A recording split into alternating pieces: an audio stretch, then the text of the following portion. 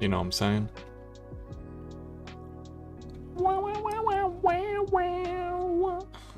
How you doing?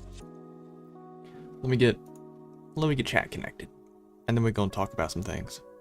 What we gonna talk about? I don't really know. We gonna talk about it though? Yeah. How you been doing, fellas? How you been doing? Okay. So chat is taking its sweet time to connect.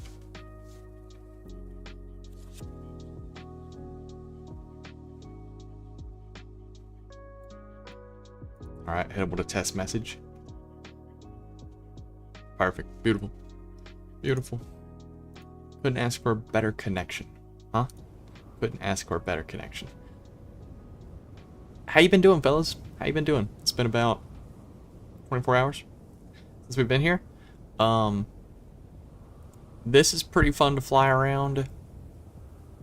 It could be better. It could be better. It's a little heavy. I think it's probably really good. Maybe. It might be really good for something like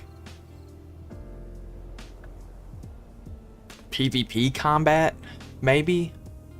But just because it's like all heavy armor. Nature Sounds, how you doing? I'm doing good. I'm doing good. How are you? We're just getting started. This could be good if we were doing like PvP, where I needed to like, I don't know, place a shot really accurately. But as of right now, it's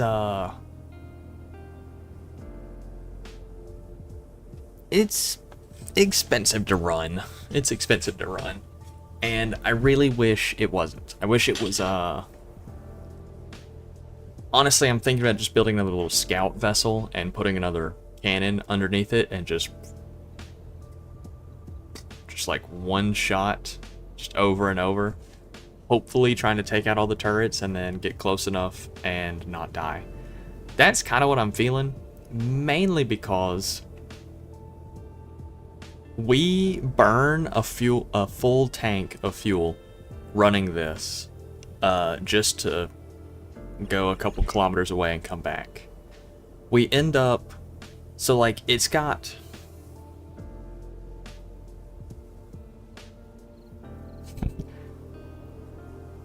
I think it's got 300,000 liters of hydrogen, and it burns through that like it's nothing. It burns through that like it's nothing. So I can't really do that, right? Can't really keep up with that. I was wondering if maybe I didn't put the max, maybe I didn't put tier 5 O2 generators in it. I was wondering about that. Maybe I'm just not generating enough hydrogen. So that's something we're going to look into. I want to look into making sure that we're producing the amount of fuel for this that we need to while in flight. The next thing, we need to drive the rover out to that outpost that's over this direction somewhere and start scrapping it so we can take the resources back to base. At some point, we're going to need to go do a very small amount of mining. And let's see what else. I'd like to work on this at some point. I'd like to work on this ship back here at some point, but it's such a massive resource sink that, you know, it's not enticing. It's not enticing, really, to work on. Oh, good. But yeah, anyway, so that's kind of the plan. We're gonna maybe rebuild the fighter. We're gonna go scrap the outpost. We might do a little bit of mining. We might do a little bit of building on this. I think that's about it. Hello, Twinithy. How are you doing, Slime? Grand tidings. Yeah, so I'm pretty happy with this. Pretty happy with this so far. I just wish it was more fuel efficient, really. I just wish it was more fuel efficient. Because it is not right now. But that's okay. So I think what we're going to do is...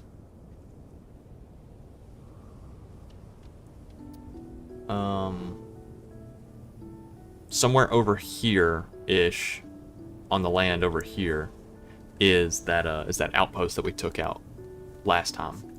So I think what we're going to do is pack up the grinding ship onto the rover and truck on out there.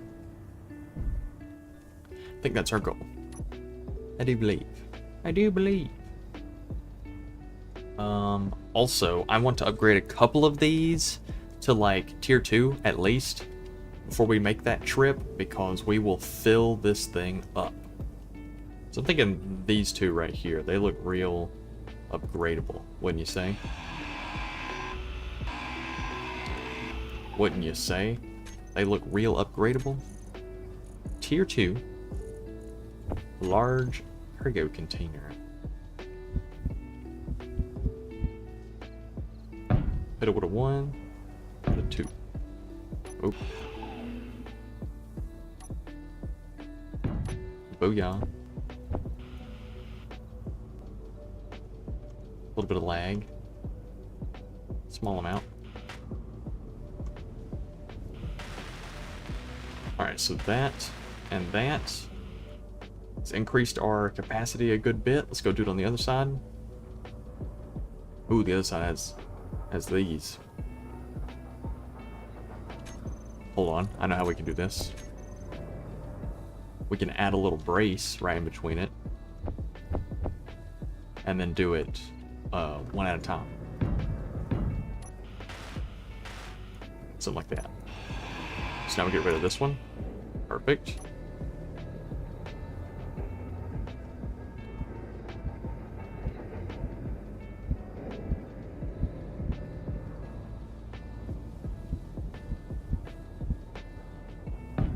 Womp.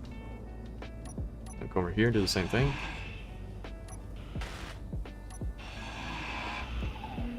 And we'll go... Womp. Perfect. Look at that. Shit don't matter to us, man. Shit don't matter to us. So yeah, how's everybody been doing? How's everybody been doing? You've had a full day. Give me some stories. Give me the rundown. What's it all been up to? Has been hanging. Has been shaking. Bacon. Been shaking the bacon. Alright, so we should now have... Whoa. 4 tier 2s. Perfect. Really? That should be enough. That should be more than enough. Cargo. I wish we had bigger wheels. Wish we had bigger wheels. But we don't. But we don't.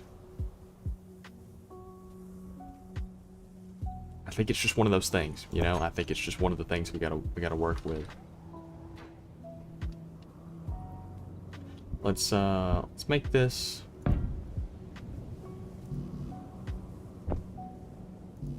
Let's make this a little bit bigger as well.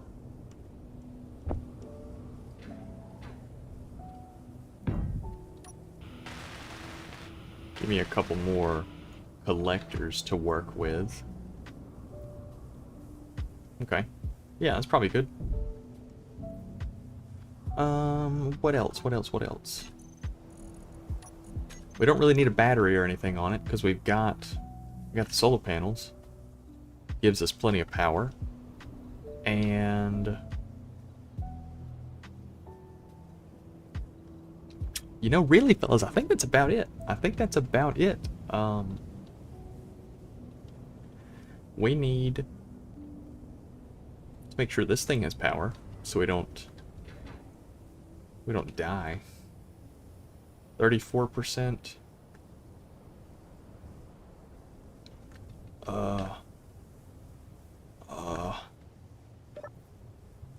Well, we have this going, right? Oh, it's off. Okay. So we might want to turn it on. Maybe. produce some power real quick?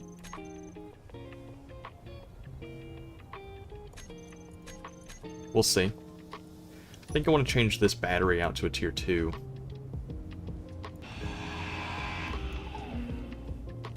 Yeah, I want to change that out to a tier 2 battery.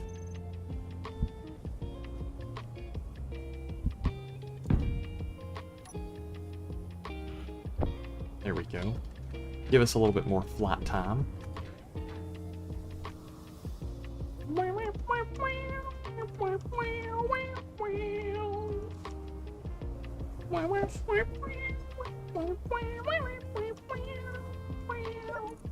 Okay, what's going on here? There's no way we're short on that. You're geeked. What's your problem? Iron? She got a ton of iron in there. Boom, get rid of that.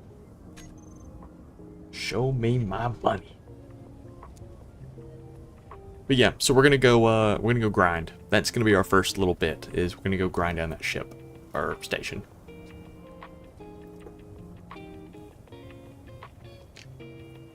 See if it was worth the ammo. See if it was worth the ammo.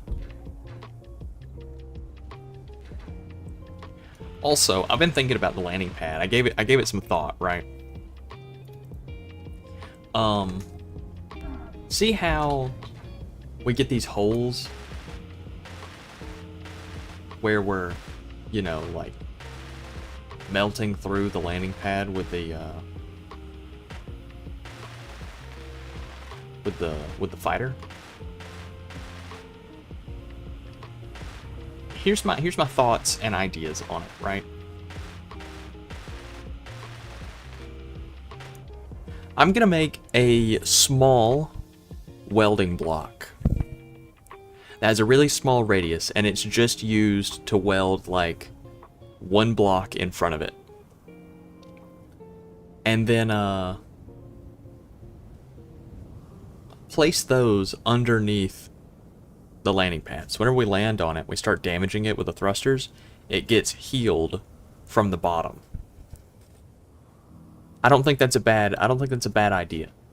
The only downside is that I think you might absolutely tear through steel plates doing that, because you're just gonna be melting them away.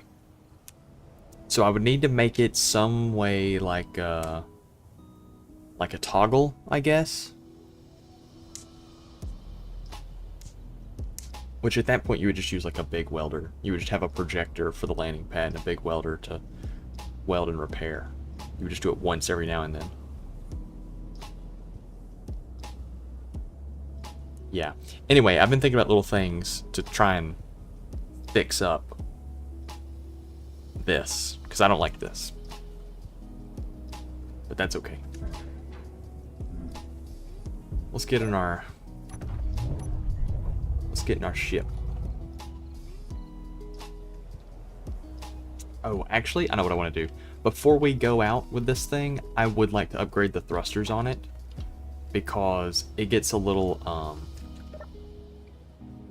damaged when we're flying around, bumping into things.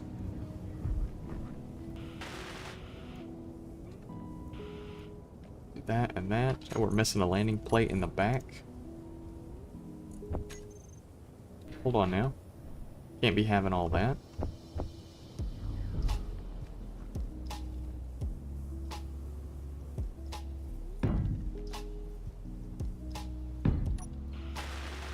One and two. Perfect. Okay. Yeah, I want to make sure I get those all done. But I also want to fix up these little thrusters right here. Make them a little better. So let's grab tier 5 small flats. Paint them black.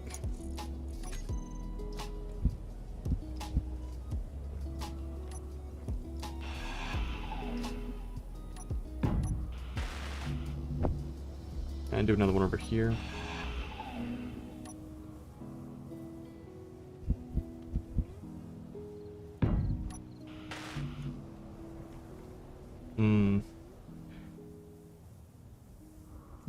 It's fine. I'm not worried about it. I was going to be worried about it, but I'm not worried about it.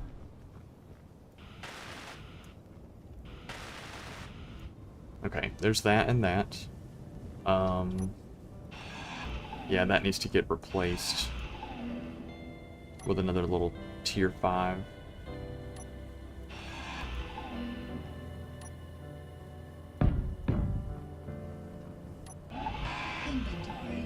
Okay.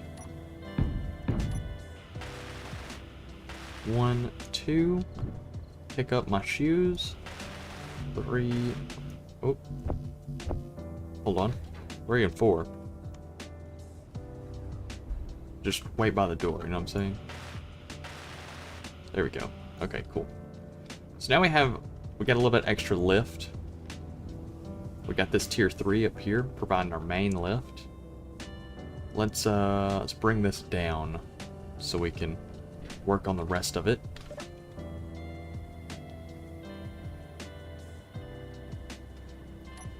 I do not want mag plates to be automatic.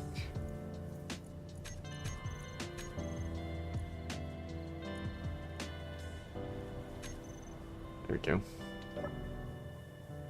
There we go. Okay. So, Creeper, how you doing? Welcome in. We're upgrading our grinding ship before we go grind down an outpost. Just putting a couple upgraded thrusters on it since we've taken some damage. We've taken a little bit of damage. Let's do a tier 3. I can probably cough up some scratch for tier 3.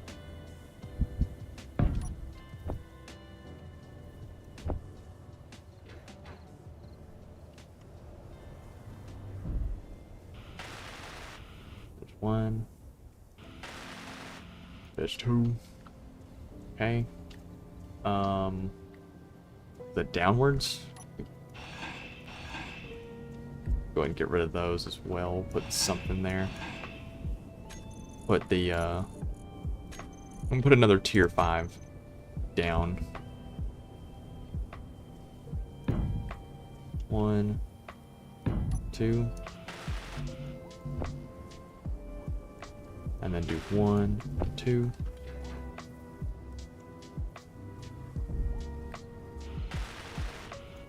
When it comes to these little small ones that we're using as like an RCS thruster, using the little tier 5s is perfect. They're cheap, they provide good thrust, they're good.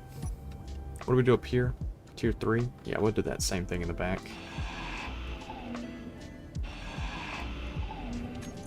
Okay, then we'll grab T3.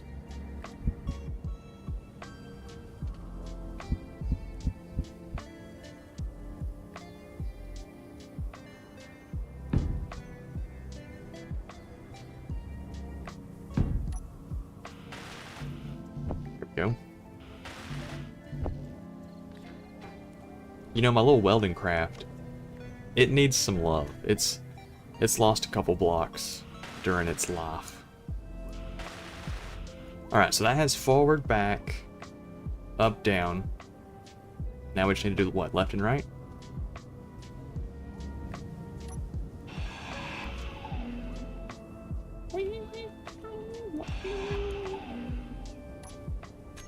And honestly, for left and right, I actually think I'd like to cough up, and just do another tier 3 on this as well. Give me plenty of,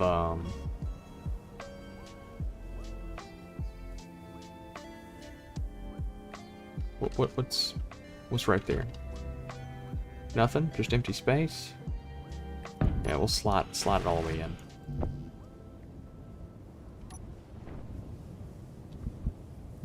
Oh, okay, hold on. We're poor.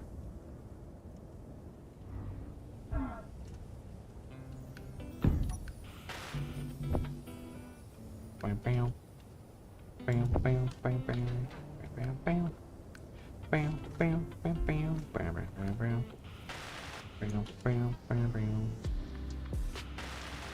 Alright, so now, at this point, the angle that we can sit forward and back and left and right is all the exact same. We have more thrust going up, a little bit of thrust going down.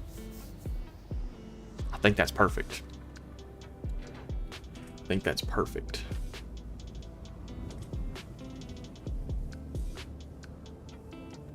You know, really, call me crazy.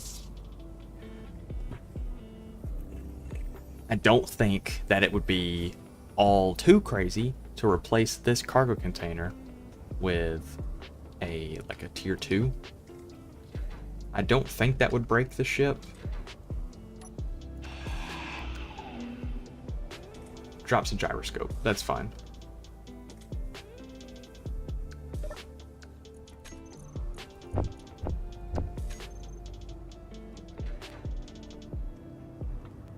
Yeah, gyroscope is fine.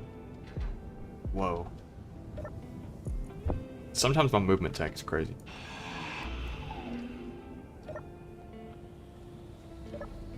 Okay. So now let's throw down tier 2 medium cargo.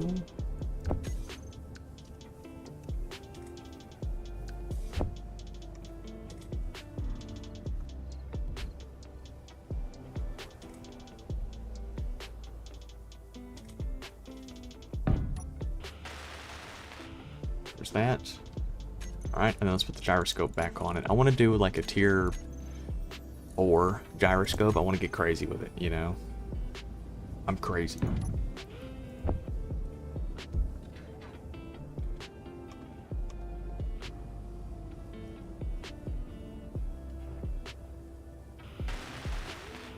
Alright, there we go. I think that's about it. Let's put some little decoration blocks back on it. And then hit the road.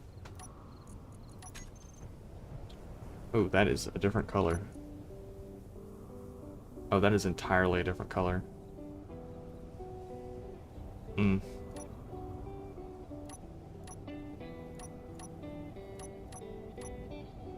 Hmm. That is not cool.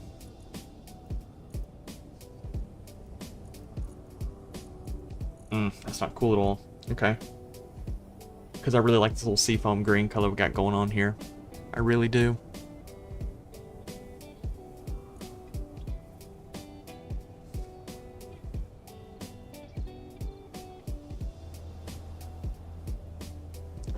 How's my mod going? The Space Engineers, like tiering, leveling mod is pretty good. I actually really like the way that it functions in the game. It gives you proper progression. Or it gives you better progression. Still not proper just yet. I still need to like limit it to where you can't just beeline tier 5. You need to kind of like work with tier 1, then go to tier 2. But it's good. I'm liking it so far. There's a couple of things I want to add, which require me to, I think, are going to require me to do a lot of extra code, because like currently the tier stuff is mostly just XML. Like it's just their .sbc files for blocks. So you're just changing the data of the block, but using the same model and everything. That's pretty much all I've done so far. I think the next step that I want to do is going to have me writing a lot of C#, which is fine. It's a learning curve and I'm slow with it. But yeah, I've got plans, but this is going good so far. I'm liking it so far.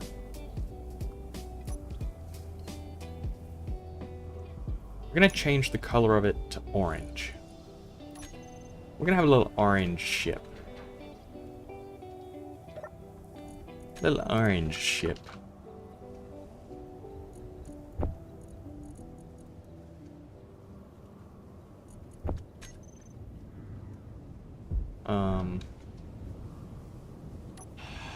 Put a mag plate back on the bottom of it as well.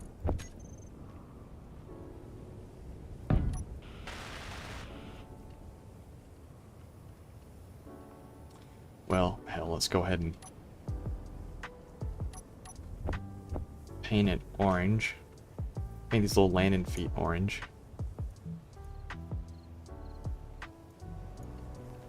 There we go. Okay, cool. Let's get this thing sit down on the ground.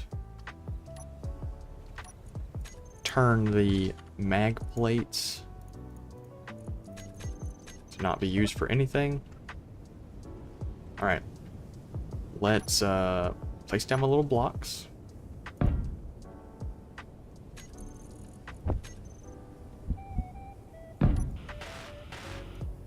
Do that same thing over here. Okay. Is everything good?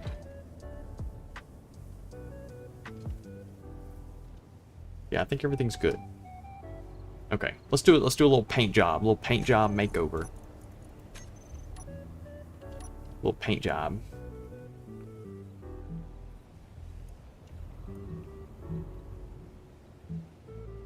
Not a fan of my guy just like jerking off into his own mouth when he's painting. Not a fan of that. See this shit?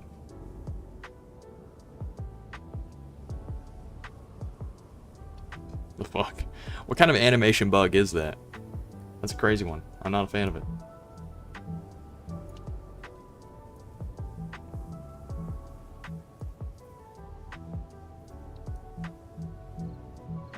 You know, I feel like for a welding ship, it's like it's too clean. Let's put rusty.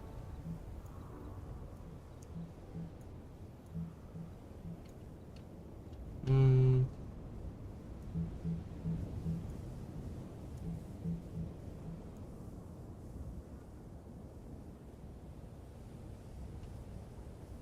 mean, rust wouldn't really be at the top. Well, I guess it's getting sunbaked all the time. Mossy? No, definitely not. It moves. Camouflage?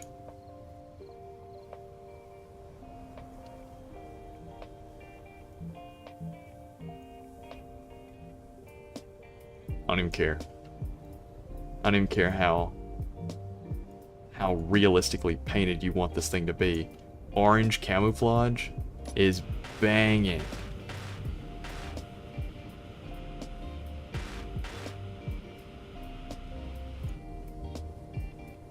We're doing orange camouflage.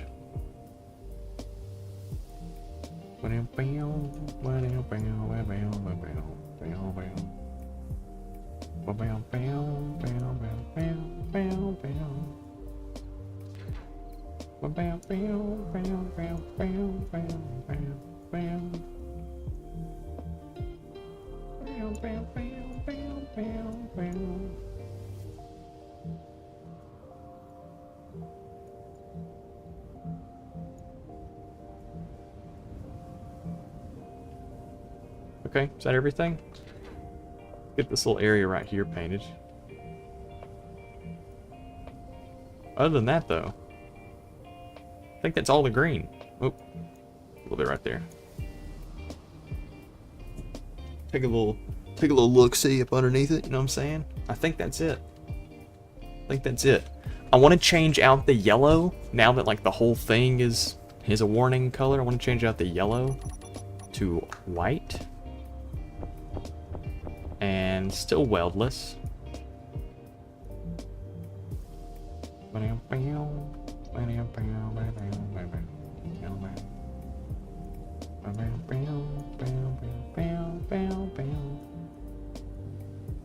Oh. Block is damaged. There we go. Okay. Liking that. I'm liking that. Let's make that black. There we go.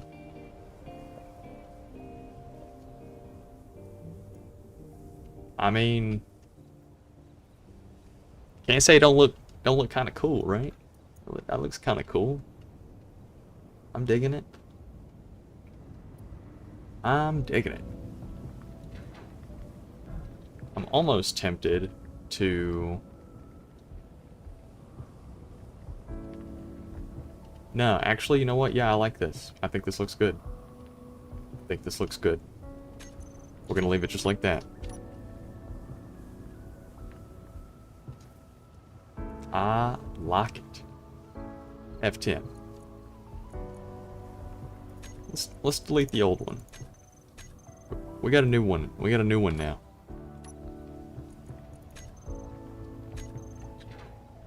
Okay.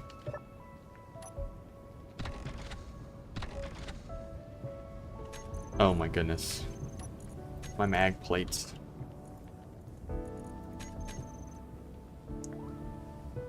Whoa. Oh, it's fast now. Okay. Oh, that's good. That's crazy. We might need to lower that down just a tad. Just a little bit. Maybe like 50%. Yeah, that's good. That's better. Alright, cool. Let's add our mag plates to a group.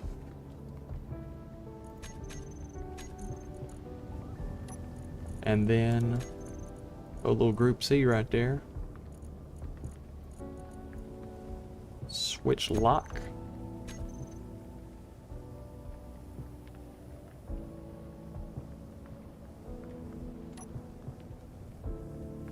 Perfect. Perfect.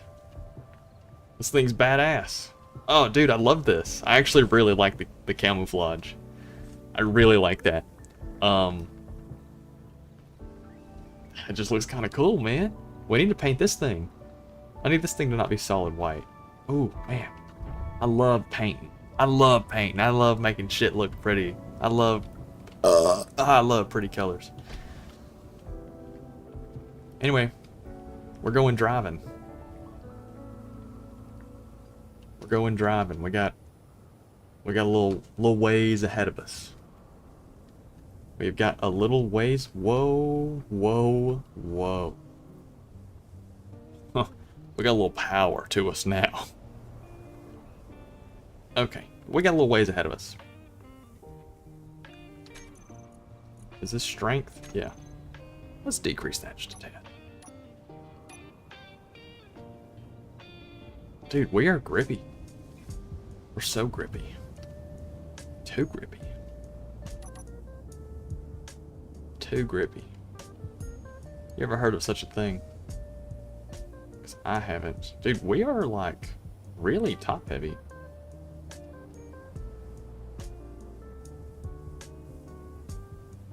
This couple of extra thrusters really got us weighed on down.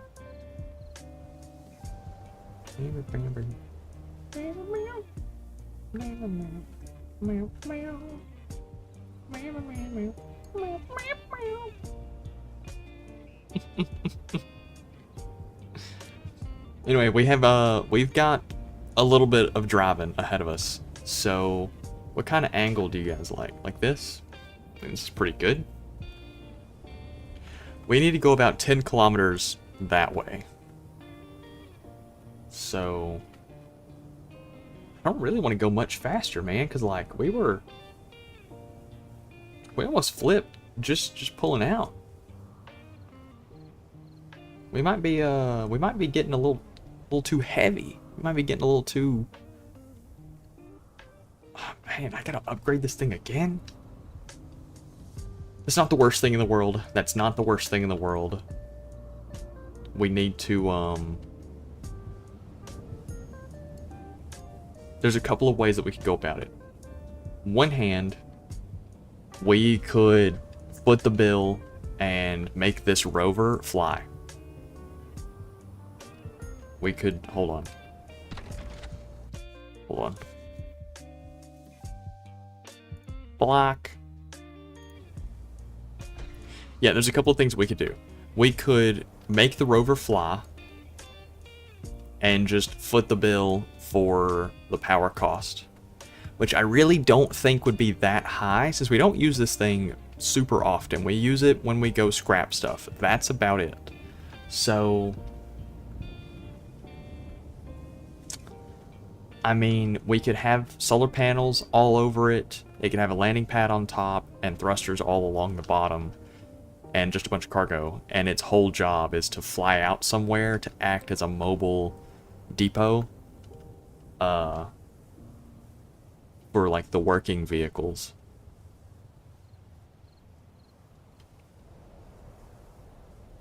That's possible. We could do that. I just worry about the electric cost of running such a large cargo transport, especially if we end up wanting to do like long range stuff. I mean, we're gonna need it, right? We're gonna need it. So we're gonna need to find a way to, you know, carry a large amount of power with us. Hold on, we're going up and down the sides, roller coaster style.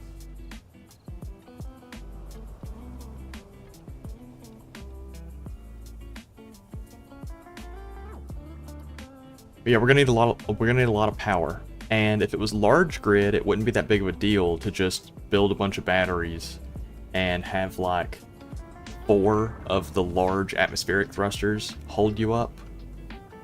That wouldn't be that big of a deal. We could handle that.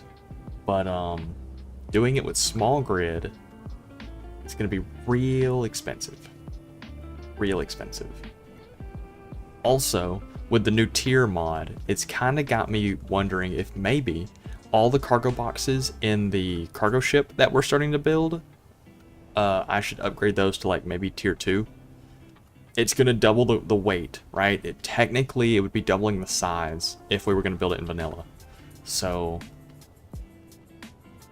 you know, it might not have the capacity to hold that. Because I don't really have a whole lot of thrusters providing upwards thrust on it, at least not right now.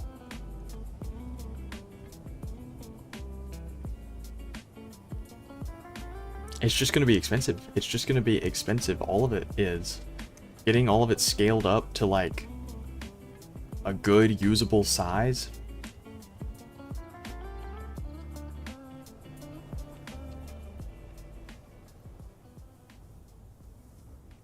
It's going to be expensive.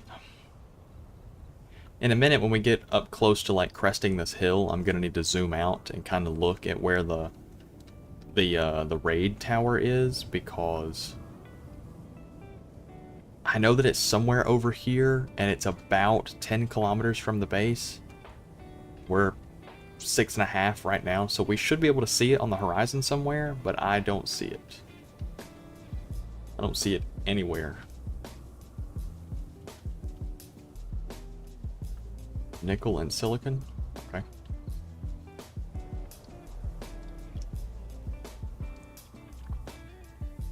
Anyway, so we're driving. We're driving. That's good enough for me. I think making this thing fly is something it's a would like to do, not a need to do kind of thing. Because really the cargo ship is the current need to do. We need to get the cargo ship done because I need silver.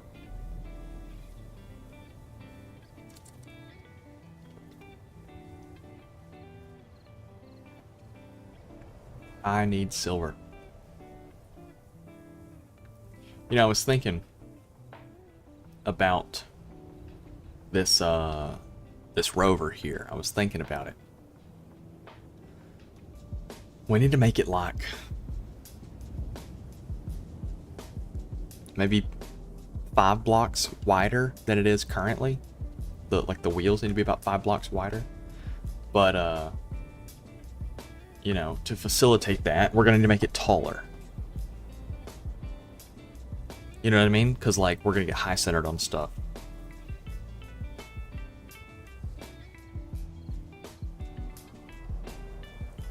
And like what I need the wheel itself to be bigger. I need the wheel to be bigger. But I can't really make the wheels bigger because the wheels are as big as they get. Like this is as big as a wheel as we have access to.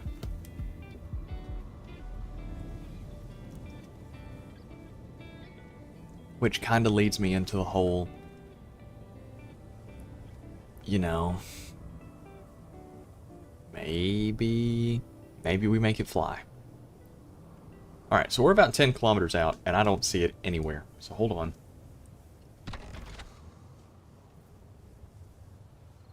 Oh, there it is. Okay. Just had to be patient. Just had to be patient. There shouldn't be any turrets on it. I think we did pretty good at de-weaponing it. De-arming it, as they say. But you never know. You never know for sure. For surezies. I do want to save. Just in case. Just in case. You never know. This whole thing could blow up. I could get inside of it and there could be warheads just waiting to nuke me. You never know. Uncatching it. We are going to be unwelding it. We're going to be unwelding it. We're going to be unassembling it soon enough.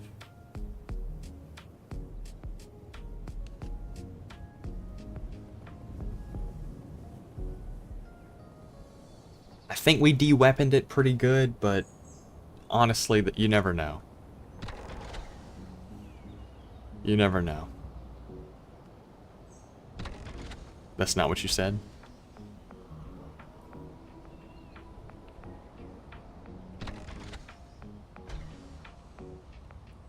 Oh, did it auto-translate what you said?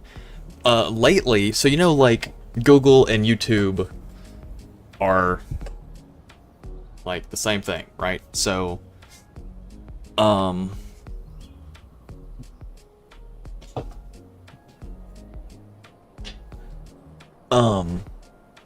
they've, you know, YouTube's been pushing a lot of its, or Google has been pushing a lot of its AI in on YouTube, right? The Google Translate, auto-translate used in the chat is so bad. It's so bad. What's up, long-time SE player? First time here. How you doing, Redbeard23XW? What's poppin'? What's poppin'? We doing a small grade playthrough. What you know about it? What you know about it? Alright, let's see. If we were gonna grind this down, right? We're gonna grind this down. We need to, whoa, hold up. Throw out on and off.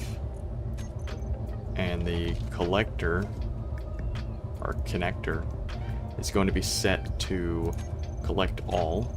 There we go. Just hopping back on official Keen. Then I was live. We are doing a small grid playthrough, and we're pretty far into it at this point. Like, I mean, I got the damn Tiger welding ship here, and my mobile cargo deposit, my mobile cargo depot, taking out bases and stuff. Like, we're pretty far in.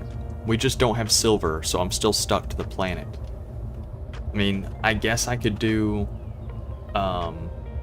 hydrogen, but that's no fun for anybody, right? Like, hydrogen's so expensive.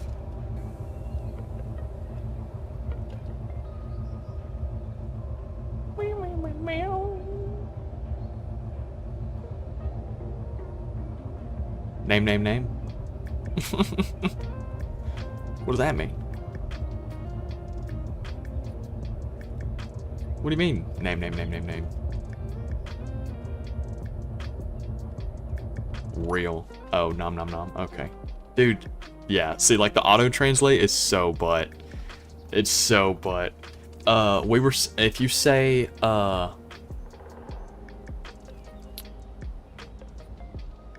P-U-H, or F-U-H, it autocorrects to some, like, long-ass string of words.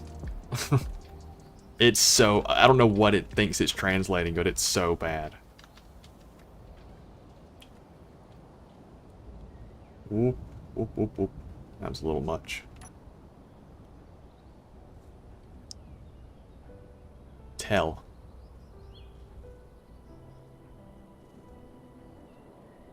Which one is that? That's one of them. I don't know. We got one of them to say like some sort of ologist, but it's like really long. I don't remember which like what words you had to say. Like, it was really short, like 2 or 3 letters, and it was expanding it into like 2 or 3 words. It was so bad. It's so bad. How we doing on? Okay. We're doing okay. We're doing okay.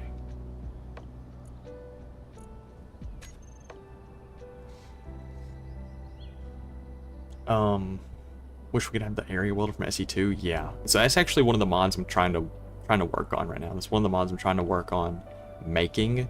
I think it's possible. I think it's possible in SE1. It's just gonna... I'm just gonna have to figure it out, right? But I think it's possible, making an area welder for the player.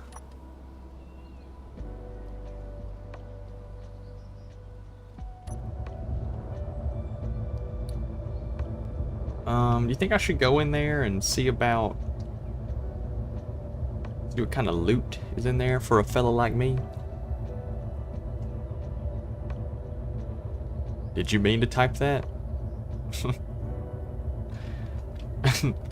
Is that the Google Translate going crazy, or did you... or are you just geeked out, zombie?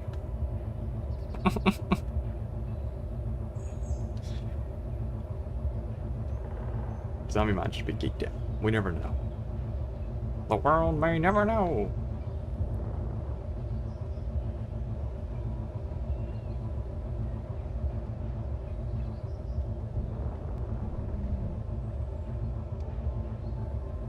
Testing it? Okay, okay. It seems really sporadic, because I think Testy was testing it last time. Or maybe it was Noble was testing it with German. Definitely use the area welder a bunch, get in all kinds of small grid contraptions. Yeah, so like my idea, right, for the mod that I still haven't implemented. I haven't even started working on it, but I'm still thinking about it, because like I can't even open the G menu. I'm already making like tiered stuff already, so I'm already figuring out how to like move the in-game data around to different things. The idea for it basically is that when you hold the custom area welder, it just places the like voxel sphere of the block welder in front of you. That's my idea. So you'd basically just be holding a block welder.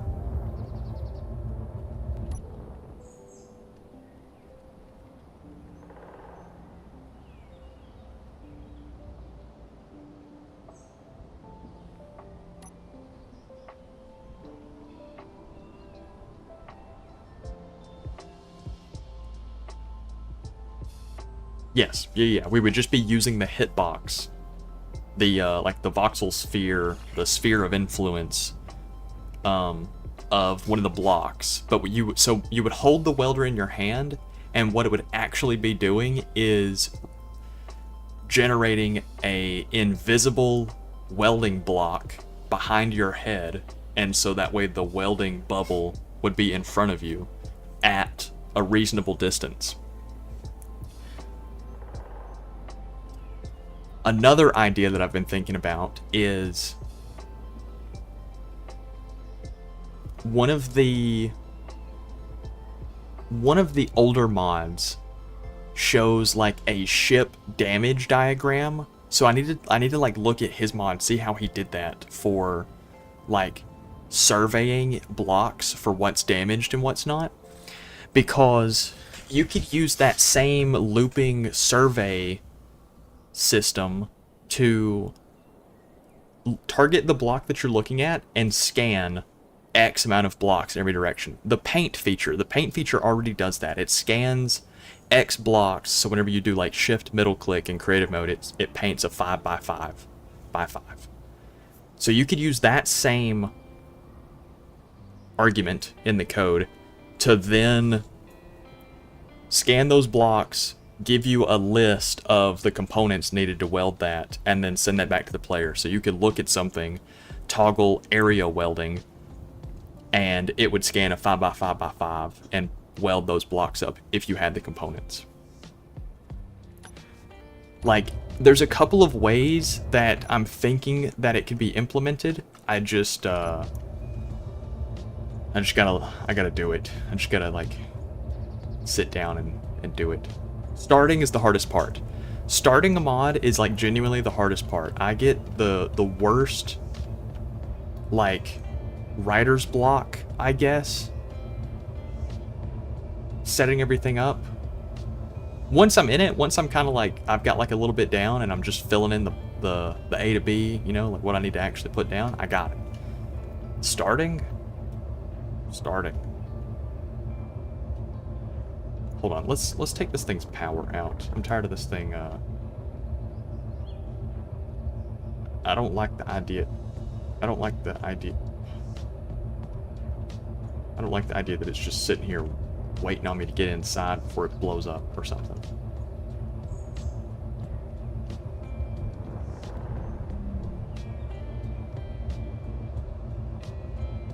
Done a small bits of scripting, but the mods are above you. For the most part, at least the mods that I've made for this game so far have not been super big. They haven't been very big. They've mostly just been changing already existing values.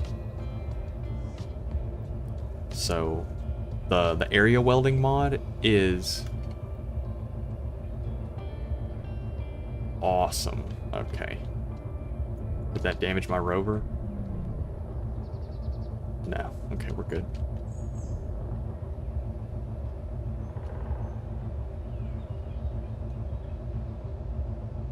Did I finish what I was saying? I think the turret fell and I forgot where I was.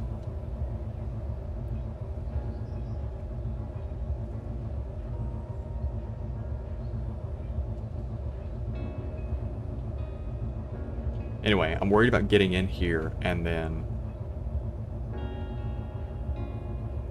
Said area welding was awesome? Damn right it is. Damn right. Whoever said that should get like a gold star or something. Alright, we're full. Hold on. We're full up.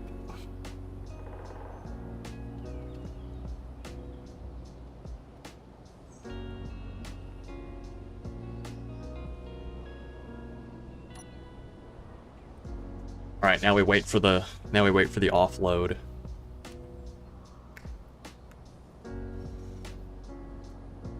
It's not super interesting. I know, I'm sorry.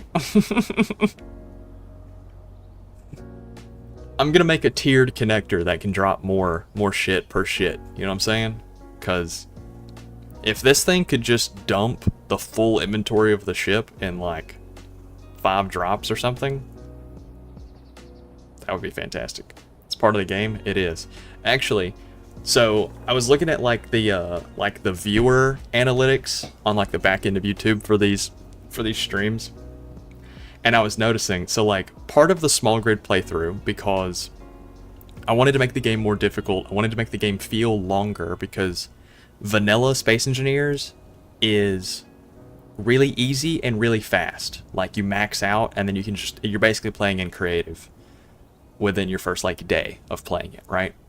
So I wanted to make the game harder, and part of the way of doing that is that I made ores start at like 150 meters underneath the surface and go all the way down to 1,000 meters.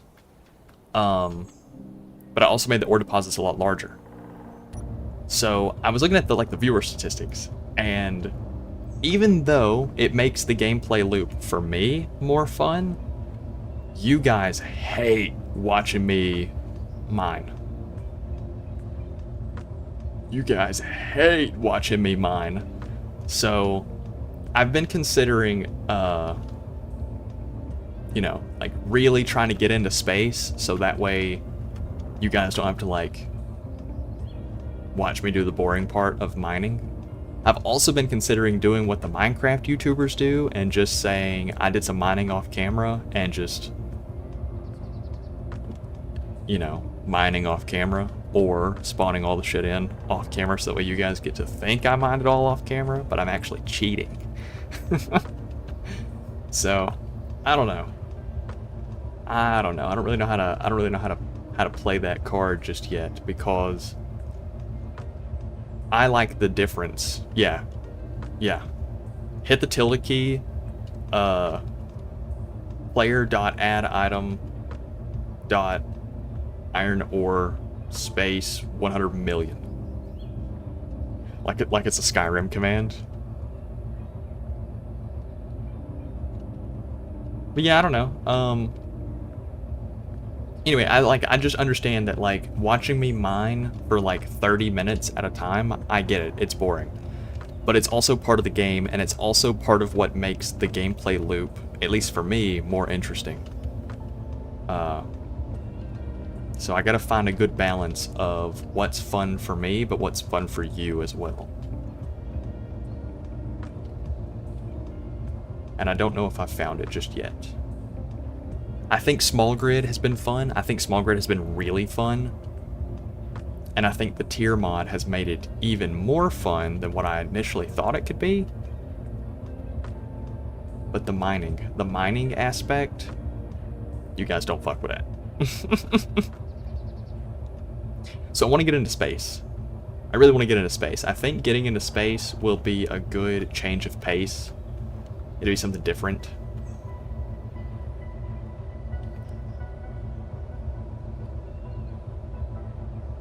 It'll be something different for everybody. Possibly just need more exciting ways to mine, like creative miner designs.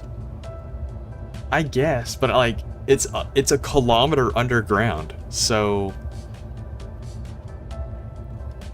you know, I can't really like I can't build some sort of contraption that uses pistons and rotors and stuff to get underground, because ores being so deep means that I either manually have to bore a tunnel down to them, mine them, and then get back out, which is what I already do, or I need to build some sort of automated contraption. But like, you know, automated contraptions are boring as fuck. So if I wanted to do an automated contraption, I would just build a big stone harvester and just I'm full. I'm really full. Oh, goodness gracious. I actually might be too full. I am. Damn. Okay, hold on. Drop a little bit of that out. Okay. I'm too full.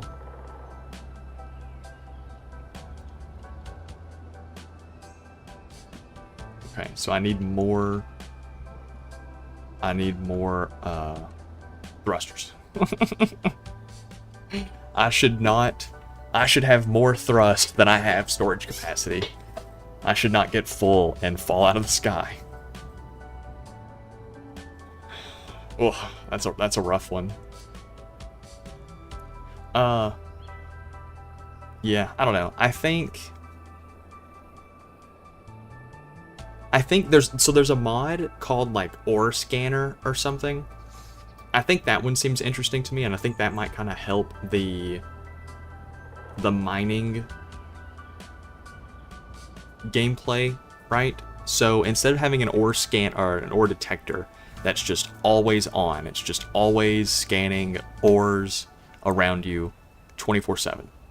Instead of having something like that, you have a device that you keep at your base and you scan, you know, that direction.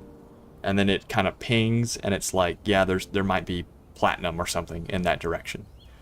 And then you take a smaller, more small cone versus the big cone ore scanner, and you go out that direction and you scan again and it says no platinum. So you turn around and you scan again, it says platinum. So then you go this way and you know, there's like more to it of like trying to find it, like using radio spectrometry mod. That's probably what I might be thinking of. Unless that's more of like a camera that you see through the... Spectrometry sounds like visual. But yeah, like something like that. Something that makes it more interesting to go find ore. Currently, I fly around and surface scan for something, and then I mine down from there. It's kind of boring. Kind of boring, I get that. I'm tracking on that.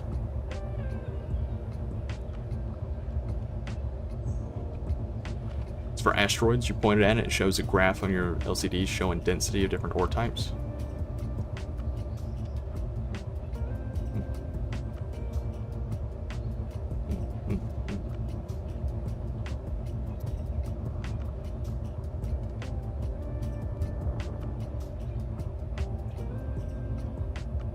Yeah, I don't know. I'm just gonna have to play around with it, and I guess just think of more things. I'm just gonna have to think of more stuff, because like the progression tree so far is fine. I need to update my mod to be better with progression.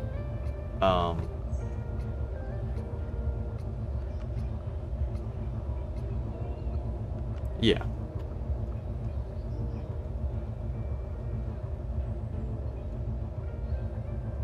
I think if I was going to use a mod like that, do you know if it works on planets, or does it only work for space? If I was going to use a mod like that, I think I would go through the effort of making the ores even deeper. Only space? Okay. Yeah, if I had something that told me, yes, the ore is there, no, the ore is not, go find it, it's in that area, I would make the ores even deeper, but make the deposits much bigger. So that way, getting there is going to be harder, and getting out of there is going to be harder. That's fine. That's just a movement issue. We can handle that. But making repeated trips is not ideal. So you would be kind of incentivized to build some sort of outpost like this, underground, mining that specific ore. And then if I was using large grid, so I didn't have to build like 100 million conveyors to pipe something up to the surface, if I was doing large grid, I would go through the effort of building conveyors from that deposit underground up to the surface to act as like a, you know, a conveyor system. I think that could be really interesting. But there's a lot of so when I start getting into like big ideas like that, of like the industrial production logistics side of things, that's when single player becomes not really viable for that, and I kind of want to do multiplayer, because doing that would be cool, but it means that I have to build all the logistic systems, and then I have to be the one to do all the transport. And then at that point, if I'm already doing the transport from point A to point B, and the conveyor is only cutting out, you know, a little bit of my trip, why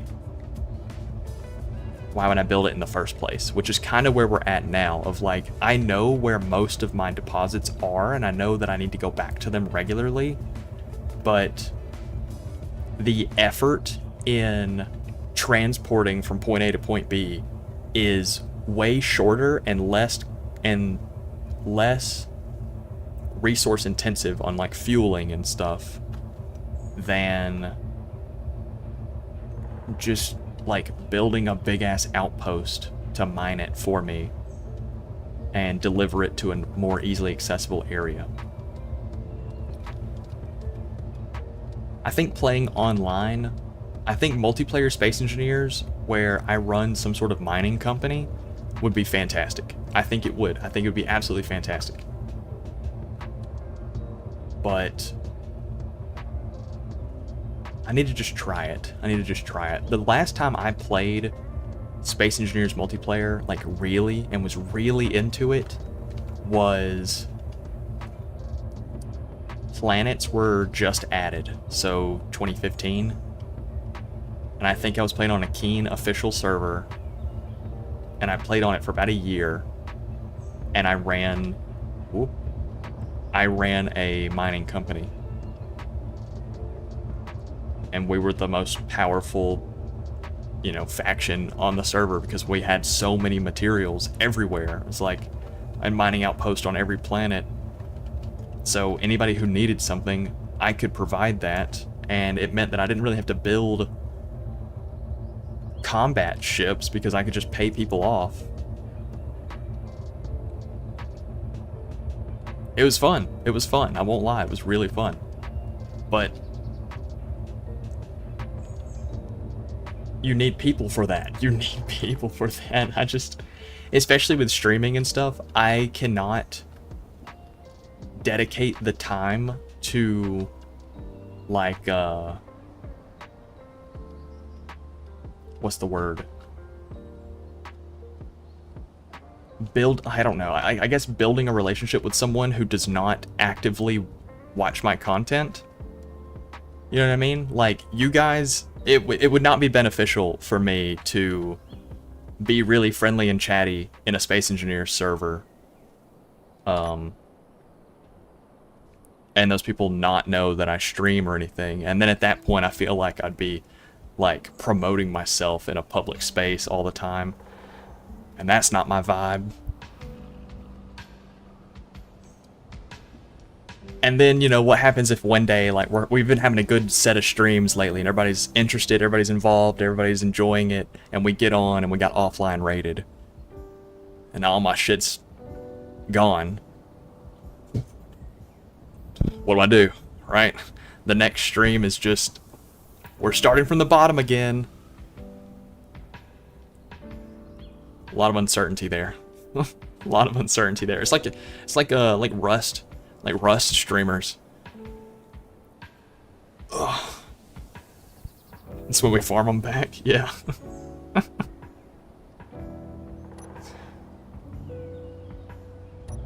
You'll see Rust streamers. Okay, so Rust works a little bit because they have like the monthly wipe. So that works a little bit. But a month of Rust, you can get pretty far. A month of Space Engineers, you get really far. And having your shit wipe after a month, you know, if it was even that long, would be heartbreaking.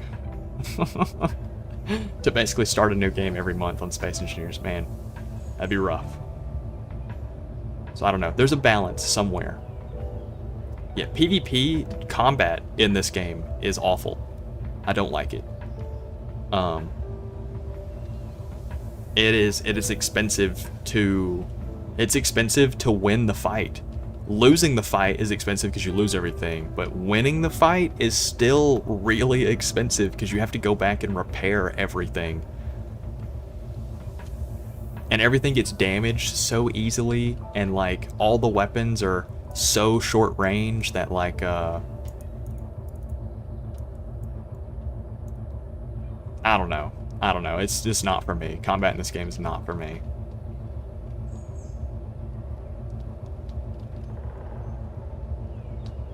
Grinding for like 4 days to build a little ship that you like, and then it just gets wiped from you, and there's nothing you can do about it other than just build it again. Not a fan of that. And I know. You're like, oh, well, just build a 3D printer. Just build the printer, so you just print it with a projector. That requires you to have double the resources on hand at any given time for a full loss. Even some of the prototype missions are just costly build-wise.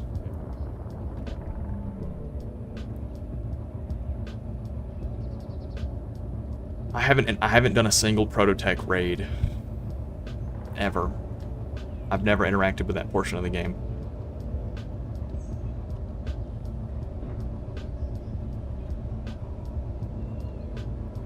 And honestly, I don't think I will. I just don't think I will.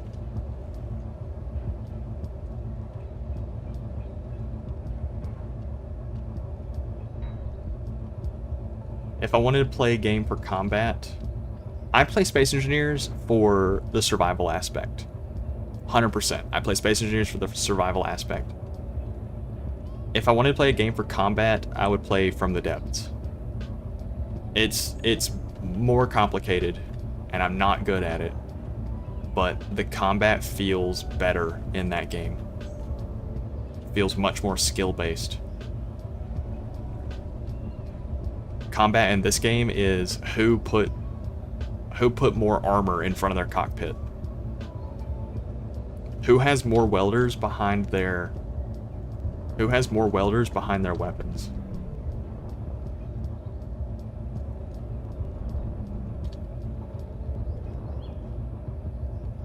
The blocks are awesome, but in survival solo, it's not worth it.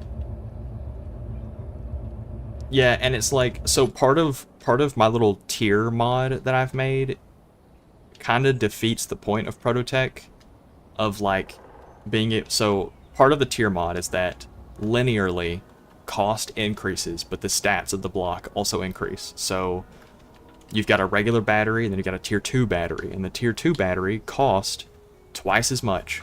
Flat out, it just costs twice as much. It costs the cost of 2 batteries. It also does the work of 2 batteries. So the only benefit you get is because the block has more components, it has more health. It weighs more.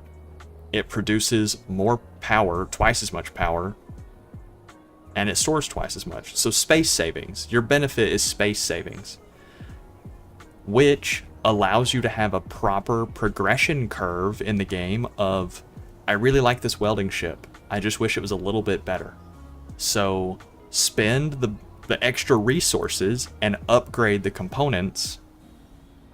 You know, have a thruster that does 2 times the thrust, 3 times the thrust, instead of just putting more stuff on it. The only way you can get something in Space Engineers vanilla that's better than what you have is to just make bigger. Just keep making it bigger. Keep stacking shit on it. And I don't like that. I don't like that at all, because it means that I'm in a constant state of, I don't really want to build this thing. I don't really want to build this thing and make it look pretty and get attached to it, because I know that at some point I'm going to outgrow it and it won't be able to provide me the utility that I need it to. And so what you end up getting is a bunch of survival builds that look really shit. They look really shit. Most people who play this game in survival have no incentive to build anything that they actually like. They build stuff off of pure efficiency. And I don't like that, right? I would never build this. This is actually really cheap.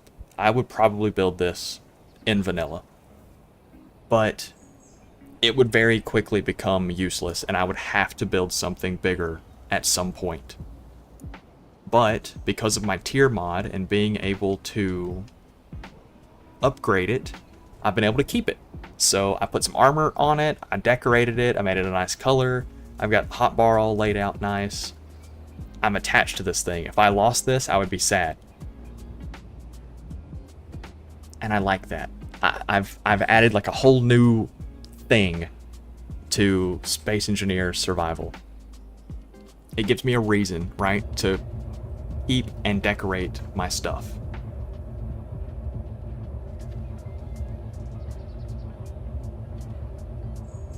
It gives value to my stuff, right? Versus me just building a skeleton with engines on it.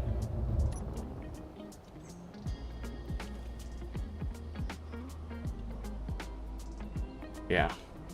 So that's my mindset. Every time I make a mod for this game, that's the mindset, is does this actually... I've got like 1,700 hours in Space Engineers. I get bored of this game. And I've had 1,700 hours to figure out why I get bored of it. And I get bored of it because I don't actually care about anything. So what would make me care about something?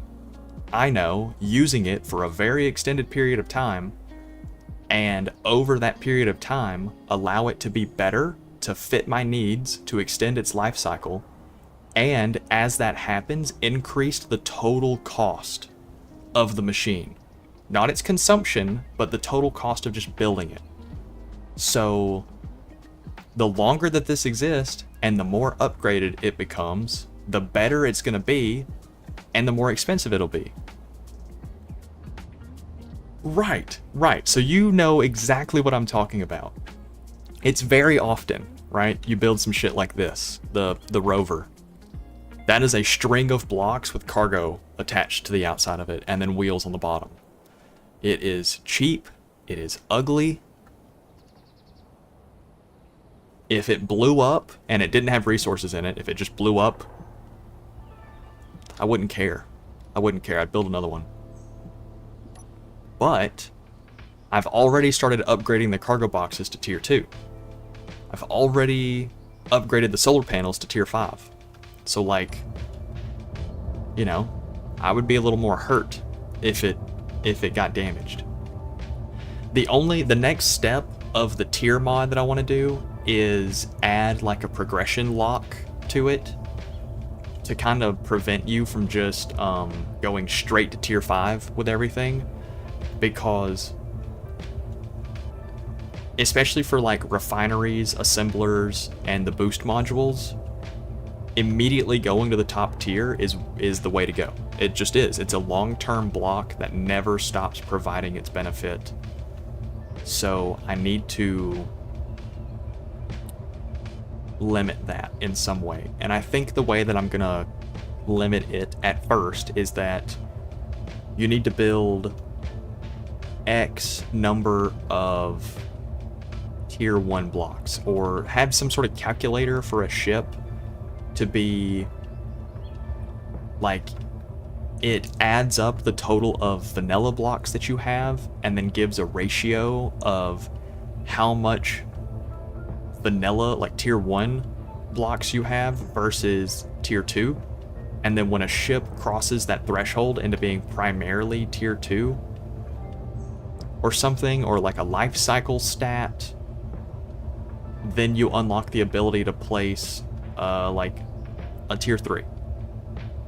Something. I'm gonna have to think of something, because there's not really like an XP bar in this game that you can track long-term, you know, actions with. But yeah, I need to somehow figure out how to limit a player from just beelining tier 5 and then just living at tier 5. And similar to the small grid playthrough that we've done, I think forcing your early players into small grid exclusively, I think that's one of the steps that I'm thinking. So currently, the way that it's balanced is that tier 1 small grid is vanilla. It just is. I don't even have a tier 1 in my mod because I just treat vanilla as tier 1. So my mod starts at tier 2. Tier 2 is scaled so that way tier 5 small grid is still less efficient in just about every way than vanilla large grid. So by the time this little thing gets maxed out in tier 5, everything on it is tier 5, it will still be worse than a similarly sized vanilla large grid. And that's the idea, is that you will start your game in a vanilla rover and you'll be exclusively tied to vanilla small grid blocks until you upgrade tier 2, then tier 3, then tier 4, then tier 5, and at the point that you've maxed out tier 5, you unlock large grid. And then from there, you're able to continue your progression cycle of scaling everything up. So you've upgraded all your small grid stuff to be really efficient. Now you can start making your efficiency off of scale, not off of cost or compactness. And then large grid goes up to tier 5 as well.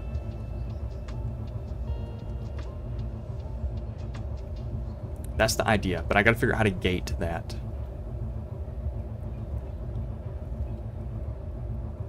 Gotta figure out how to track what a player should have access to. I don't like Keen's way of doing it, of just weld it. Just weld it one time and you've unlocked it. I don't like that. It's pointless. The progression system in base game Space Engineers is fucking pointless. Because you just find, like, any block that you need. You just weld every block once, and then you've skipped the progression for everything. So, I need to find a way to, like, track your gameplay statistics, you know, like blocks welded, blocks grinded, hours flown, distance driven, ore smelted by, like, owned grids. I need to be able to track gameplay statistics so that way I could make it to where, you know, for you to unlock tier 2, you'd need to have driven X amount of distance, welded X amount of blocks, and refined X amount of ores. That unlocks tier 2. And then, you know, the tier 2 might be, you know, own X amount of grids, have welded X amount of tier 1 blocks, or tier 2 blocks, blah, X amount, you know, just whatever. Like, set little different gameplay things to make sure that you're still playing the game to unlock stuff. Think you can unlock, like, half of the vanilla progressions from Starter Rover? Yeah, like, it's pointless. Have you thought about large grid tier system being exponential instead of linear?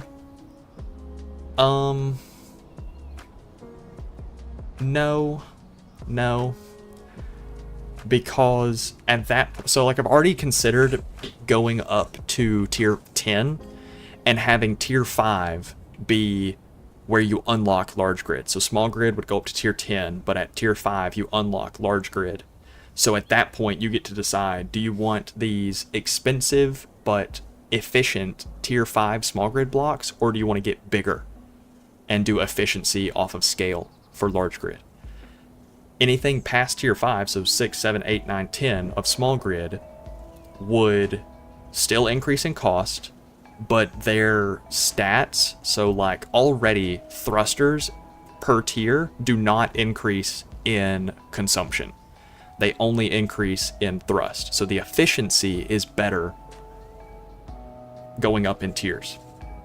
I think everything past tier 5 would get, like, a 1.15 additive multiplier on top of that. So, like, I guess linear, or I guess exponential, but exponential down to, like, a really small degree. So that way, like, a tier 10 small grid block is much more efficient than, like, a tier 1 or 2 large grid. Something like that to kind of give you the ability to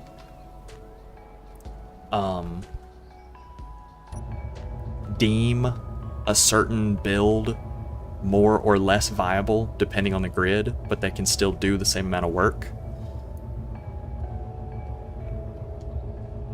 Because, like, the cargo ship that we're building right now, I wouldn't want to build it entirely out of small grid. So, like, Space Engineers 2 multi-grid is going to be perfect for that, but I would build it out of large grid.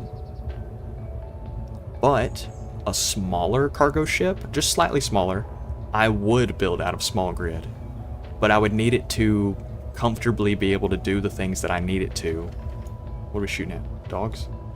I would need it to be able to comfortably do the things I need it for, and so at that point, I would really do the resource sink and go all in with, like, tier 9, tier 10 small grid stuff. But I think the way that I would balance that is that tier 6 and beyond is also unlocked through large grid. So, like, you're kind of forced into large grid And if you want to continue upgrading your small grid stuff, you need to kind of start doing both. You need to start upgrading a little bit of your large grid, and you need to continue to upgrade your small grid to make sure that you don't just, like the same thing with the tier 5 refineries and stuff, you don't just beeline the top of it. So you don't just beeline tier 10 small grid and just never fuck with anything else. I need to make sure that you're still playing the game. I need to make sure that you're still playing the game, not just grinding out these requirements to get to where you want to be. You know, like human nature is, you know, it's not supposed to be fun, it's supposed to be efficient. So I need to make sure that you're still playing the game and you're still having fun, because progression systems, they limit you. They limit you to try and drive you to do the thing that's going to be more fun rather than be more efficient.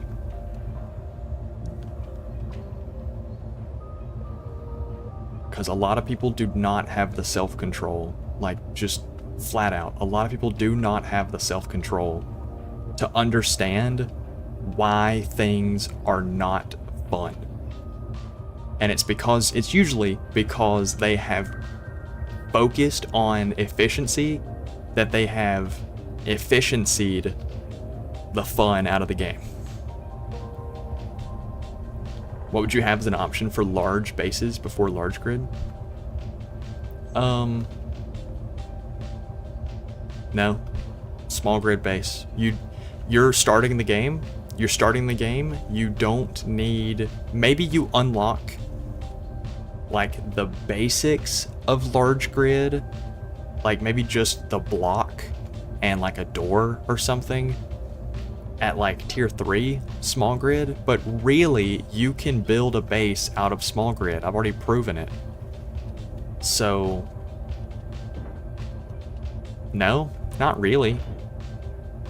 You're starting the game. You shouldn't be building this. This is way too big.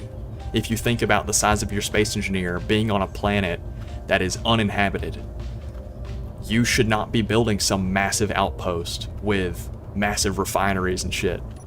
You shouldn't. You should be building a little vehicle to get around and find stuff. And then maybe building like a really small cargo container with a little shed over top of it out of small grid, because it's expensive. Small grid is more expensive to build big with.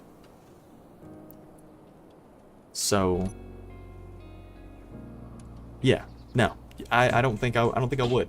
I might if I end up releasing it, I would release like 2 versions of the mod, one with a progression and one without a progression, because I know some people are just gonna want the tier system, just be able to upgrade their shit, and some people are gonna want the progression cycle. But no, think Minecraft. You don't spawn in and day 1 start building a mega base. You just don't. You don't have the resources for it. You don't have the logistical systems to facilitate that. You just don't. So since it's cheaper to build large grid in this game, you would not be incentivized to not start on your mega base.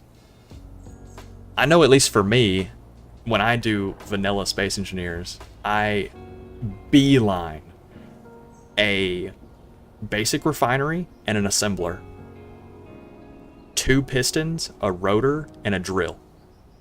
That's it. Like that, those 5 things right there on a small platform is what I beeline immediately, and you can have that within like 2 hours. And then from there, I let that drill into the ground, spin around, and just farm a fuck ton of dirt, and refine that dirt into iron that I then use to build my mega base. And that's not fun. That's genuinely not fun. But it's the most efficient way to get to where I want to be. So I would rather not have fun and get to where I want to be rather than play the fucking game. Which is why I get like serious burnout, is because I'm not playing the game.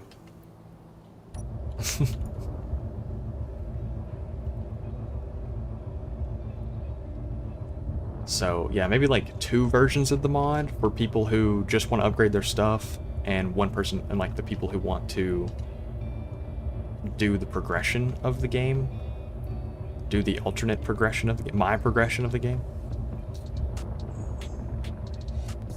Because like building a base out of small grid, it's possible. It's possible if you really want to divert your resources into building a base rather than upgrading your little ship that's going to increase your production. Go for it. You can. But you shouldn't expect to make a base. Hold on, what's in this block?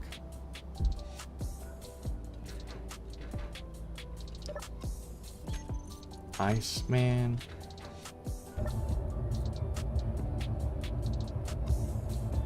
Man, fuck your ice. Creeper, were you here when we did the Pertam playthrough? The nothing held back, nothing off limits Pertam playthrough?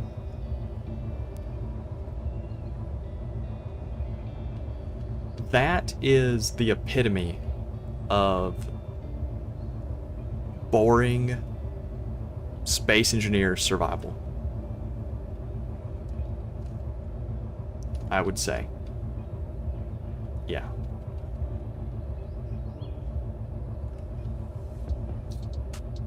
There was no reason to do anything because I had the ability to do everything by like my 3rd stream.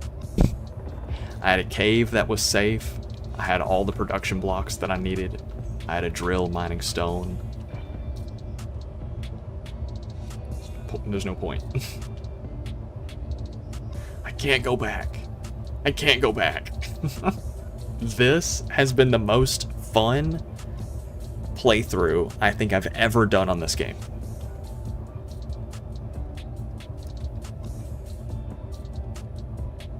Granted, I do think it would be more fun if I had large grid, but I didn't think that it would be fun from like until I had large grid, until maybe just a couple of streams ago, where I have kind of gotten to the point of feeling like, sorry, before my tier mod, when I was doing everything with vanilla small grid, I felt like I had hit the peak of small grid. Everything, I had the ability to do everything. It's just time investment. The only thing holding me back is time. Now with the tier mod, I feel like there's more progression to unlock. I feel like there's more to do. But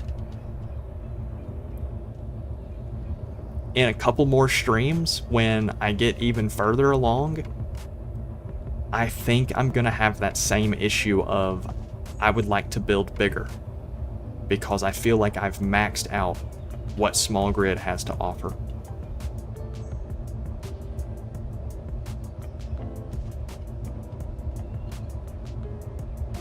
So,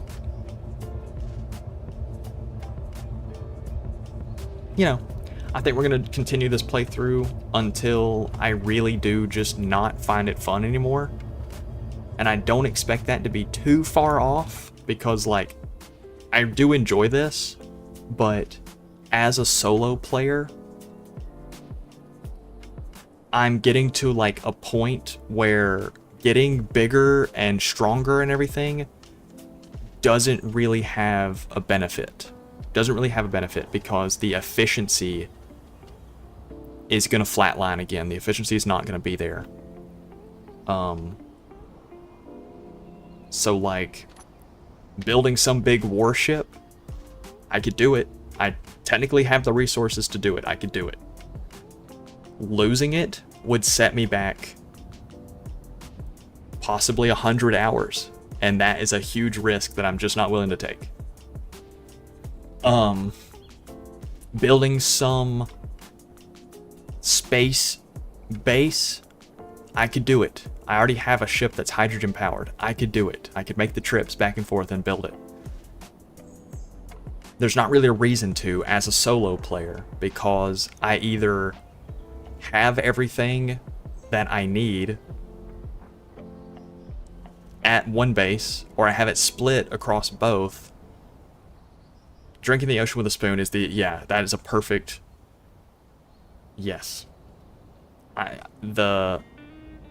getting to the point where I'm maxing out in small grid. The only way to get bigger would be to just build more, which means it's just going to cost more, and the efficiency isn't following it. So as one person, I don't really have the ability to farm more stuff faster.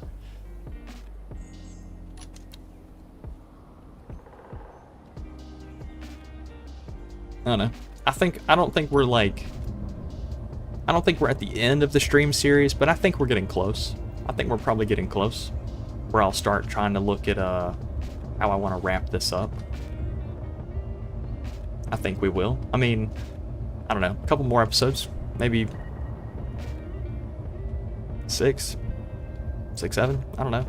I really don't know. I don't want to say that I'm planning on ending it in 3 episodes, right? Because I might play for 3 more episodes and be like, fuck, I got things I want to do, you know? And then keep playing. And I don't want to say that I'm gonna, see what episode 100 has for me, because I definitely won't be making it to 100 episodes.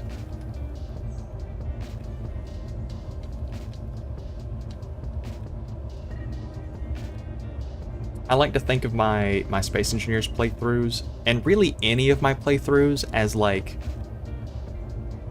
a season of a TV show or something like that. Like, you get about 12, maybe like high 20s, maybe low 30 if it's like a long run season. But like for the most part, you're supposed to come into it, watch it, see what it has, leave. That's it. Like there's no, I don't want to just keep fluffing it to keep it going. I don't want to have 12 seasons of Walking Dead.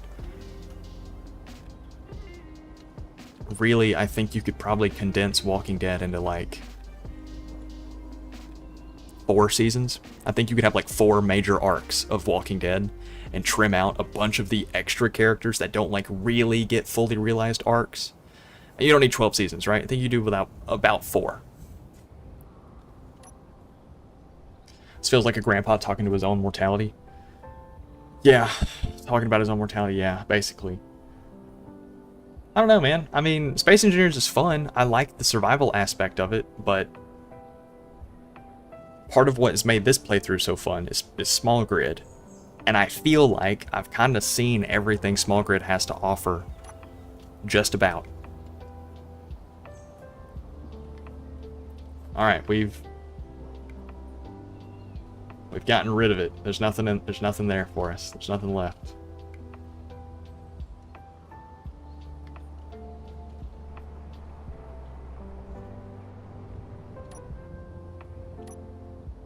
Alright, let's see if the wheels can handle this. They do not seem to want to handle it, I'll be so real.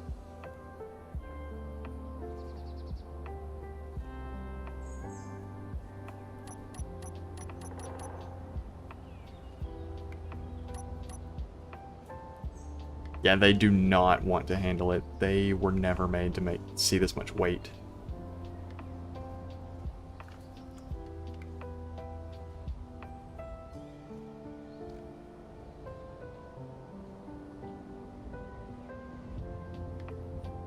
Hold on. Those middle wheels?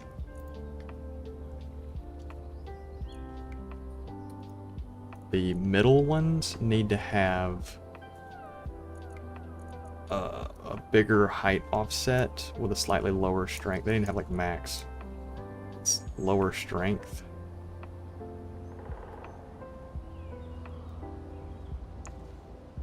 There we go. So that way they're always touching the ground. Yeah, that way this whole like spinning thing that they're doing isn't a thing.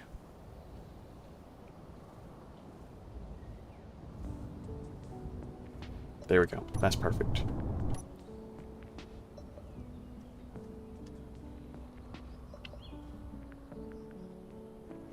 Yeah. I like this game.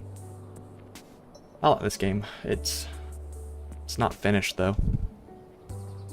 It's not a finished game. SE2? SE2 shows promise. SE2 shows promise. But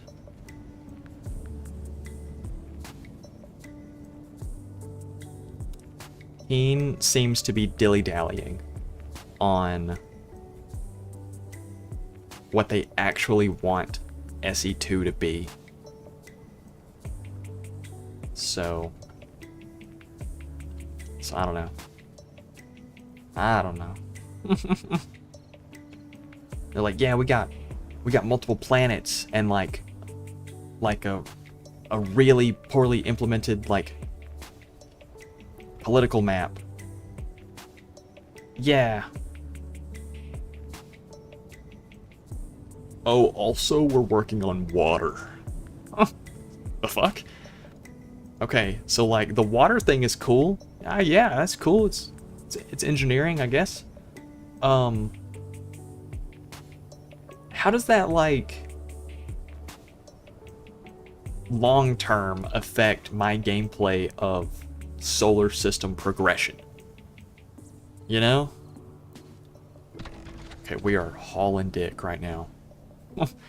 I'm in full reverse trying to slow down, and this thing is not wanting to slow down. So parking brake is my friend.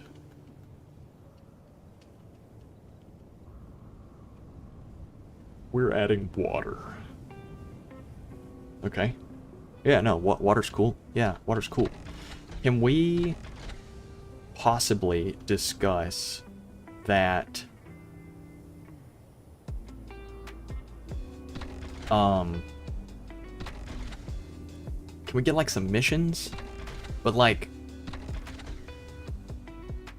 missions with like a little bit of lore attached to them. Like you kind of drip feeding me some lore right now, but did you guys ever play Empyrean Galactic Survival? The campaign to that game, I don't think it's finished. I don't think it will ever be finished. I think it's like one guy working on that game. Ludion Studios is like Chudion single. But the campaign to that game gives you a reason to go to these outposts, gives you a reason to go to multiple planets, gives you some little lore bits if you care about it. It's all text-based, so if you don't care about lore in your space game, you don't have to interact with it. But if you do, it's there.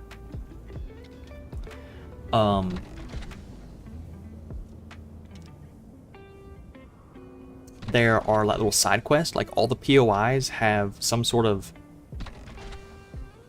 lore to them, and then occasionally a POI might point you at a different POI. So like, I remember coming across this this outpost out in the middle of like this alien forest, and I was inside of it, and there were like all these like weird zombie monster looking things. And when I get down into like the basement of the area, there's one of them inside of a test tube, and you realize that all the rest of these things broke out of test tubes. You find a dead body on the floor, and when you interact with him to open up his inventory, there's a log in there, and it's the doctor's final notes or whatever. And he's basically just saying that the virus that he located on X planet however many years ago, he has grown it into these things, these incubator things, to make it these big zombie stuff, right? So it's giving you the idea that he found this zombie virus originally on a different planet. It marks that planet on your map. You get to kill all the things. That's your introduction to him. You know that he's a scientist, so around the area, like inside of his base, you find science components, you know, like production components and stuff that you can salvage out. You get the loot, obviously, from killing the little zombie enemies. And in that log, he says that the zombies are like immune to, or they don't need air. So, small context clue that is not explicitly stated, but that planet does not have an atmosphere. So, you need to build a vehicle that can enter space, get to that planet. You better make sure it has weapons, because there's probably going to be zombies there. And there's no atmosphere there. So you need to make sure that you have a good oxygen supply, because you will not be able to resupply when you get there. That's good. That's good. It rewards a player for paying attention to the text. You know, because like, if you wouldn't have interacted with him and read the log, you wouldn't even have the mission in the first place. So they are assuming that anybody who's interacting with the log is probably someone who's reading it. So players who do not interact with the log and do not read it don't go to the new planet. Players who do read it do go to the planet. Players who actually read it see that there's probably not an atmosphere, so they need to take oxygen reserves. And I like that. I really like the little small side quest in Empyrean. I think they're great.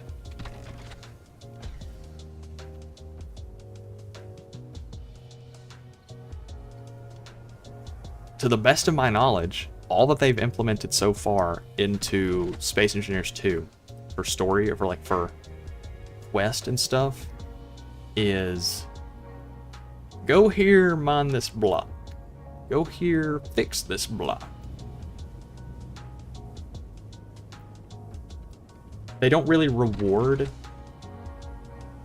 an engaged player. You know? They don't really reward that. They reward the player who will do the action blindly. But for me, who does not want to just blindly do the action, I think that's boring as fuck. Pick 5 bananas. And then you pick your 5 bananas, and like, that's boring.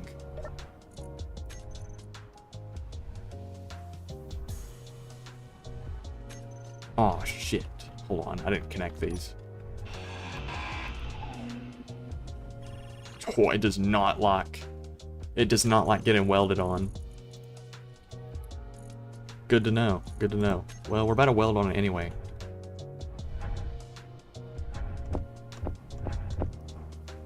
Anyway, yeah, I don't know. I appreciate the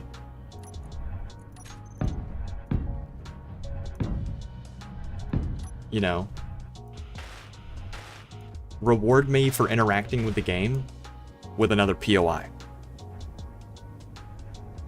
Do not reward someone who's not playing the game, right? Don't reward someone for just going to the POI, killing everything, and leaving. They should not get the next planet, the next part of that story. You know?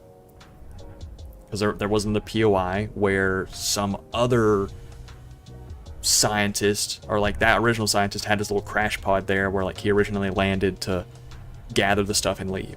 And then there's like another scientist or facility that was tried to be built there that was going to study it locally, but ended up getting overrun. So like, there was lore to it. There was more steps to the story.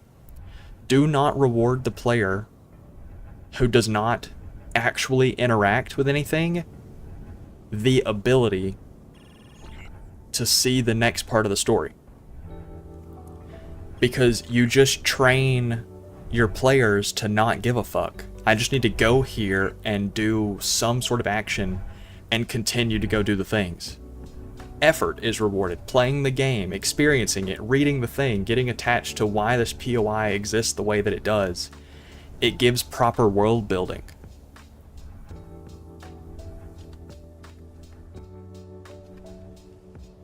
I have no incentive to go hunt down other stations in this game. I have zero reason at all. Everything is closed. I can shoot down, I understand the ships, the flying ships are modded, but I can shoot one of those down, and it provides me with no further gameplay past shooting it down. I can go to one of these stations, and it provides me with no further gameplay than visiting the station, clicking on the billboards, which tell me where other stations are, but that's pointless because there's no reason. And you say, oh, well, there's a currency system. You get to go buy different things. At the point that I can comfortably travel station to station, I don't need that shit. I don't. Well, you got the missions. You could do the missions. Did you hear me? At the point that I could comfortably transport the materials from station to station, I don't need the fucking stations. And at the point that I would be buying ships from them, I will have already done so much to earn that money that I don't need the fucking ship. There's no point in this game's stations. Like the POI stations. There's no point in them. So I've been trained to not give a fuck. The game has trained me to not give a fuck about the game. If the game allowed me to go inside and see a billboard that is generated inside, and the mission is a text on the wall, right? It's not something I open up a terminal and accept mission and it gives me a waypoint. All I gotta do is fly to it. If instead, inside of there was like a jobs log or something like that, and it gave me, you know, some text about like a crashed ship that's 5 kilometers, you know, away from the current station. There might be someone who needs help. Okay, so maybe allow me to click on that, right? Maybe allow me to click on that and it show me the rough direction of where they're at. So 5 kilometers roughly in that way. When I come across the crashed ship or something, have a dead engineer next to his small grid ship who had like a distress beacon go off. Reward me for going to the station and figuring out what kind of unique POI it is.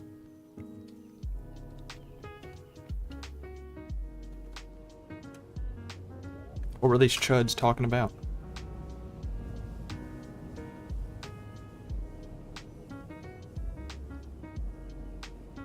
They're not even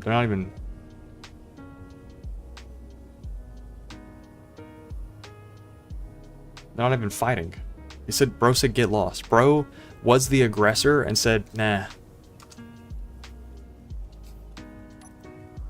Bro's a bully. Bro's a bad bully at that. Alright, is everything empty out of this? Yeah, give me that gold. In the cockpit.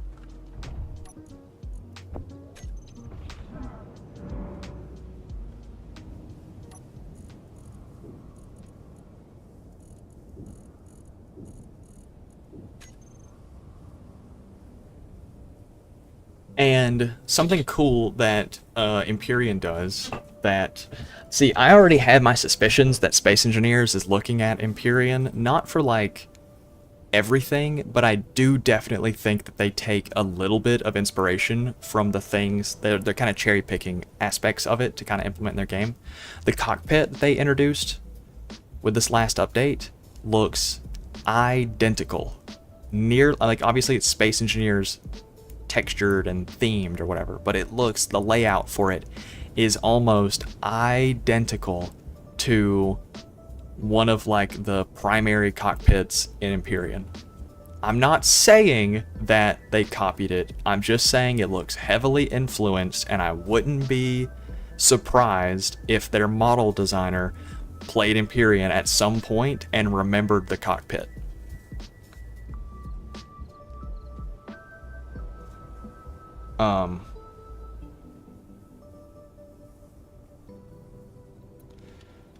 What am I getting at here? I'm getting all fiery about the pointlessness of Space Engineers. What am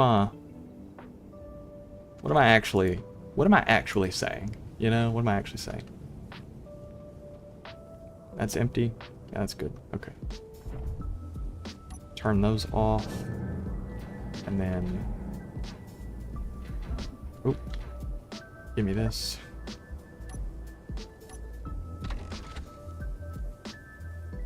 Okay. Yep, that's good. Let's go charge this thing.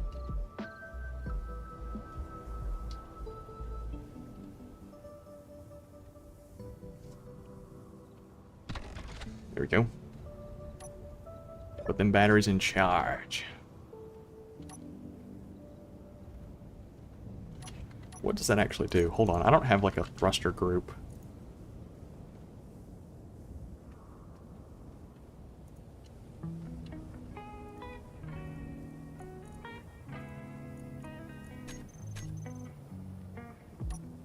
There we go. Alright, that turns all the thrusters off.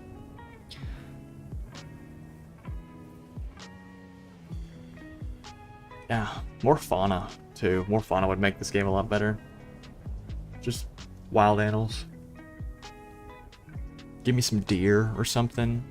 Some sort of alien creature that I can hunt for food rather than just waiting on the dogs to feed me.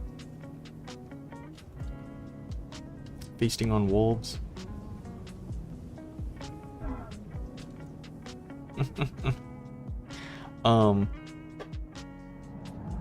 Yeah.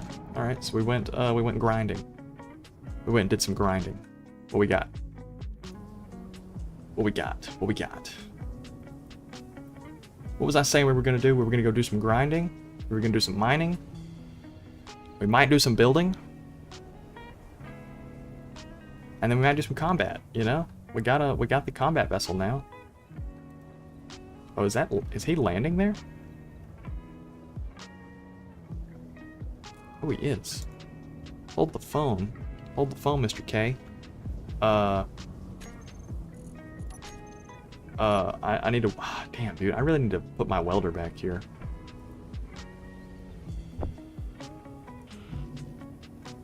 We're gonna strike that thing with a missile. Real quick. Just real quick.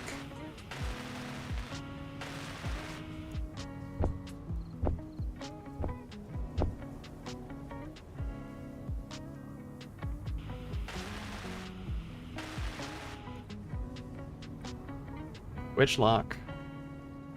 Stockpile.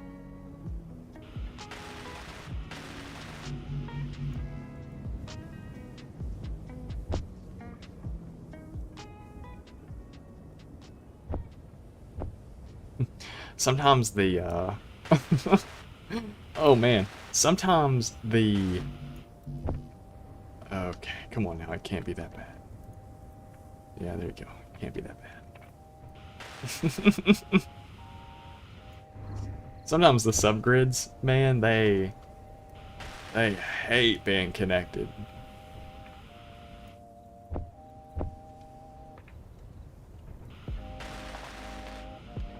Grandpa, what do you mean we can't have a connector and a merge block connected on the end of a subgrid? I mean, you just can't. Dude. Build planner's empty. Put that shit in my... Goodness gracious. Alright, that's done. Turn this off of stockpile. Turn that off.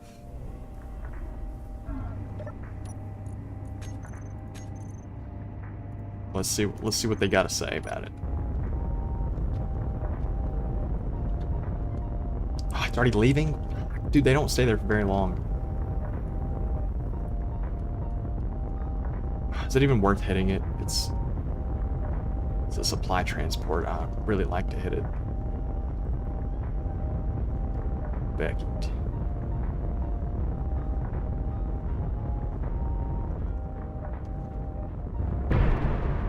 Okay, so I hope we took out the turret. That furthest down turret. Shit, we might not have done anything to it.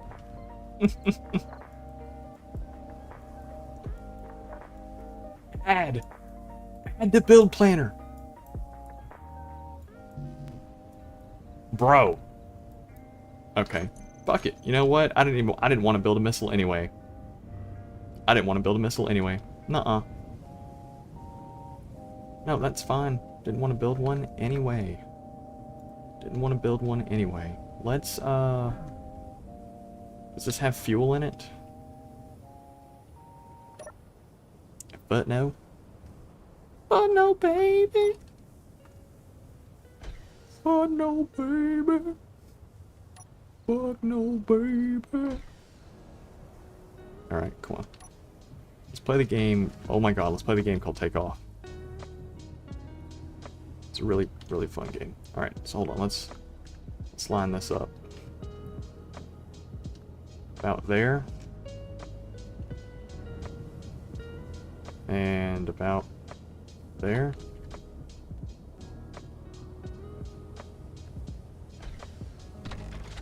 There we go. Stockpile. We're filling up right now. We're filling up. We're about to go take that thing out. Right above the base. It's a supply transport. I'm thinking, you know, I'm thinking yes.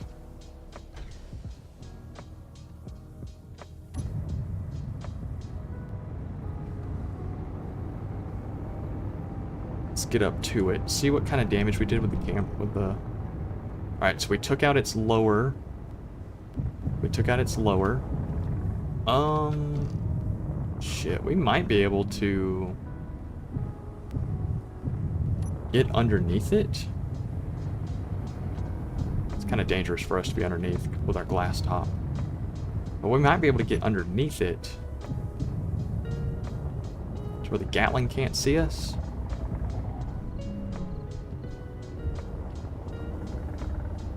Yeah.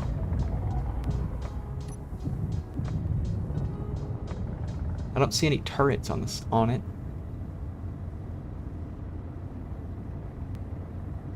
Yeah, I don't see any turrets. Oh, dude, hold on.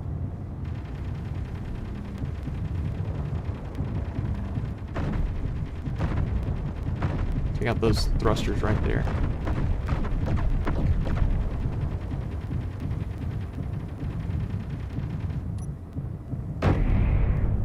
Ooh, those are super slow. Okay.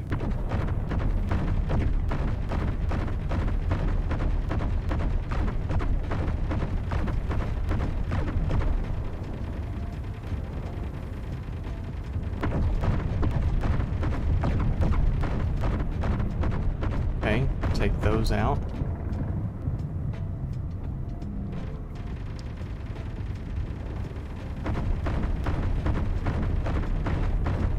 Okay, got that turret out. Fantastic. And it fucking evaporated. Okay. Okay. Alright. Ah, dude.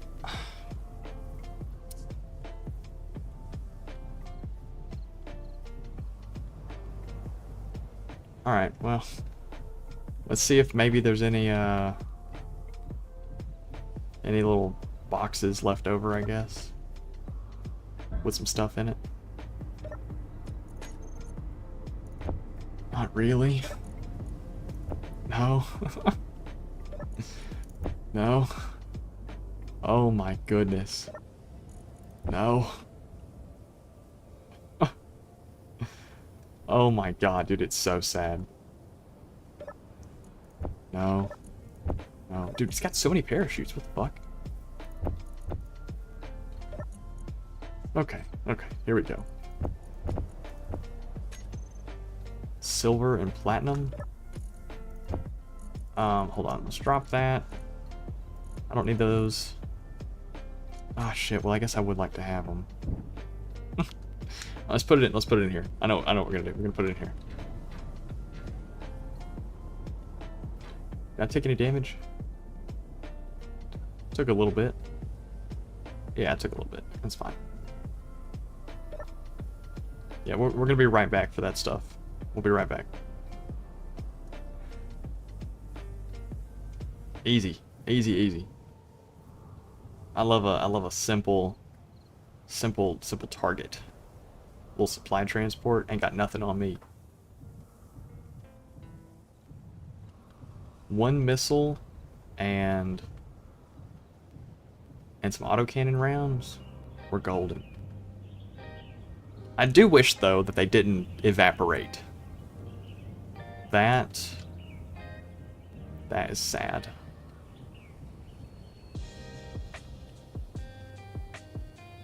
I would like for it to not evaporate.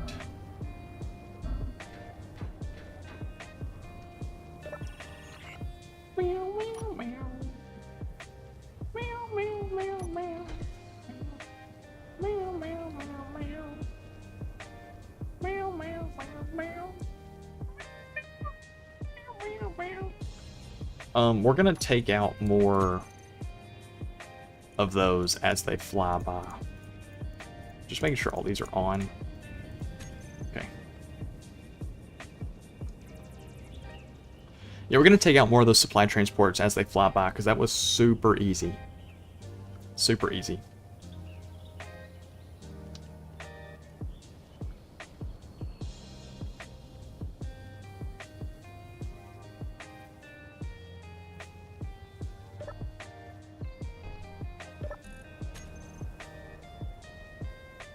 Let's grab... Ooh, gravel. Fuck. Let's grab this.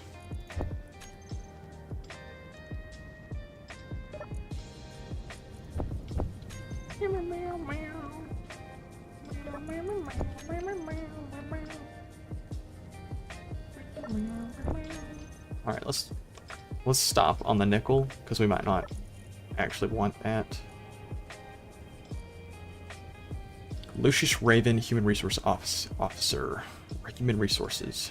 From Carrie Fremont. We are messaging you today to address your continued arguments with management. You were provided several warnings, including a final warning. However, your unacceptable behavior has persisted. As a result, we have decided to terminate your employment with Ember Corporation. You are now prohibited from accessing any Ember ships or installations. A security officer will escort you from the territory. We wish you well in your future endeavors. Alright, so I just blew this guy up after he got fired. He got fired, stole an Ember ship, and then I evaporated him. What a way to go. What a way to go. Okay, dude, so many parachutes. So many parachutes. Alright, how full is this thing? It can store a little bit more. Yeah, we'll go ahead and throw the rest of that nickel in here. It's not all that expensive. And it gives us, you know, it gives us some more stuff to have. The Gremlin is also a good target to take out. They have large cargo boxes as well, full of ore.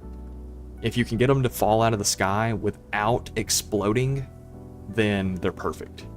If you can't, though, I mean, there's not really anything there worth scrapping. So, like, if the cargo box gets damaged and all the ores inside of it get evaporated, there's nothing, there's no point in the Gremlin stuff.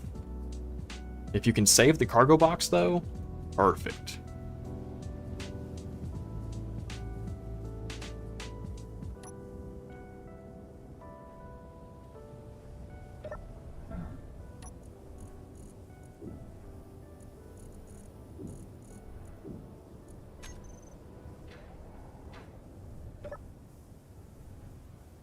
Cool. Let that drain for a little bit. Getting good at taking stuff out, man. The little combat ship does great. We need to make sure that it has Gatling ammo, because the Gatlings save us a bunch. They save us a bunch.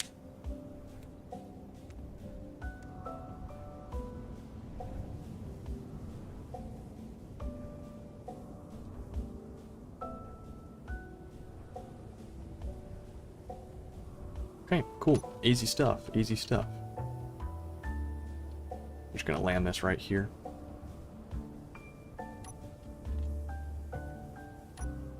Turn it off. Oh, he is flying like right there. He's basically begging for it, right? Let's just hit him with a missile and see if anything happens. See if anything comes of it. You never know.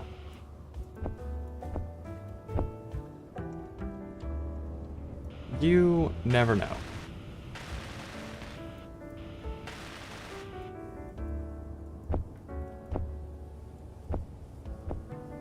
You could be having a bad day.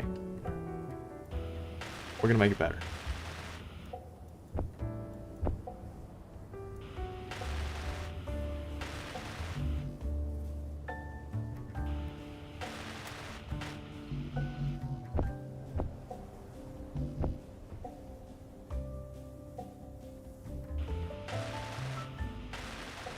Bing, bing. Oh, let's go and get that connected. Put this into stockpile. You should add a welder. Yeah, I had a welder for it, but I kept forgetting to turn it off. And it was almost killing me every time I walked by it.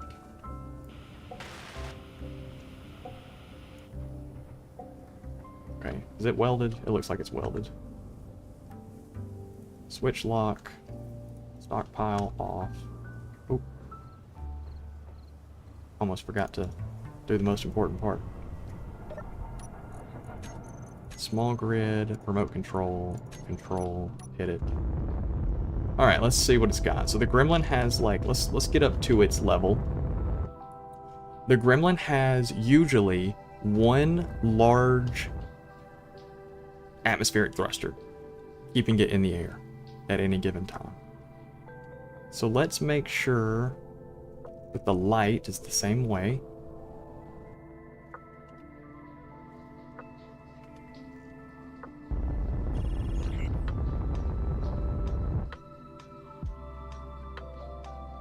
It's got two of them. Okay. Who are you even going after right now?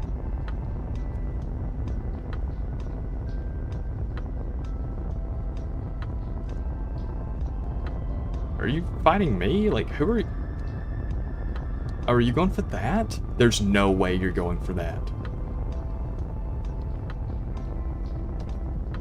There's actually no way. Hold on, let me slow down.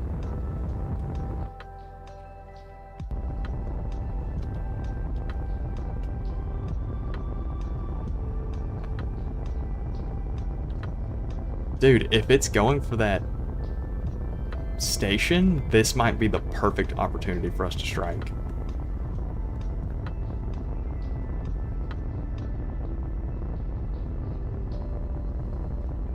We're right on by it. Okay. Interesting. Let's just catch up to you. See what you got going on. What's your problem? Holy shit. It doesn't know what it's doing.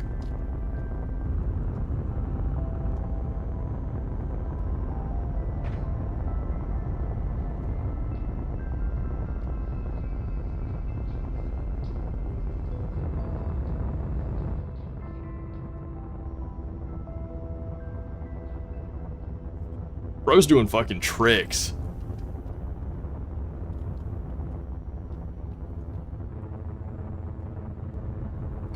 Fuck it, dude. I'll stay right here with you. What are you talking about? I will stay right here with you. I've got plenty of hydrogen. Fuck you up. Oh, oh, oh. He might be a goner. He might actually be a goner.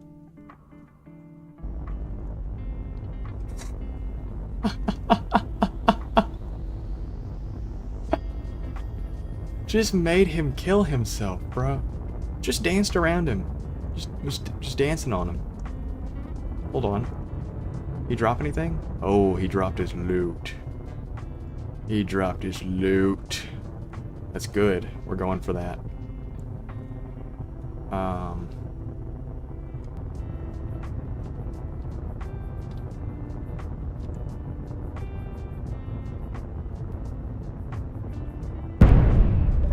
We're going for that loot.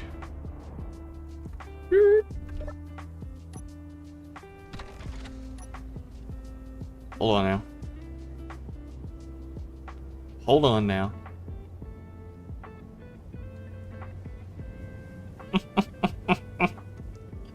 Okay, so what I'm understanding from this is that the gremlin ships are really easy to push out of the sky. Just push them.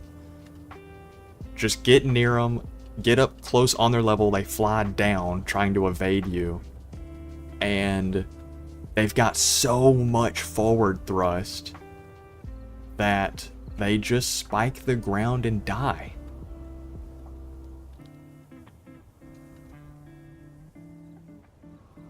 I'm getting kind of close to that thing. As long as it doesn't shoot us, we're good. Alright, I've got to figure out where that thing hit the ground at. I do not remember. Somewhere over here, but like... right there.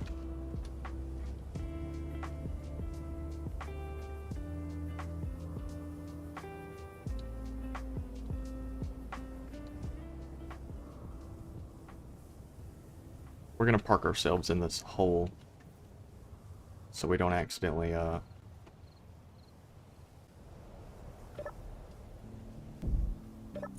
Dude, easy pickings. Easy fucking pickings.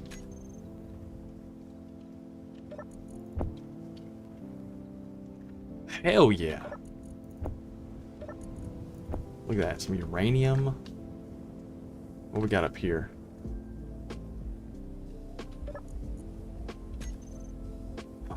Shit.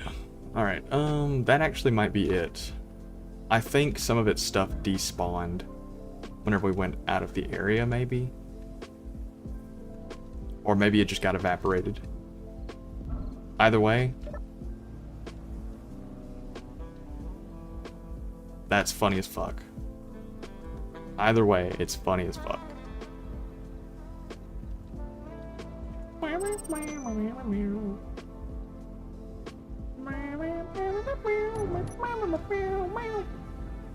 We need to take this base out over here. We need to take it out. I'm tired of it being there.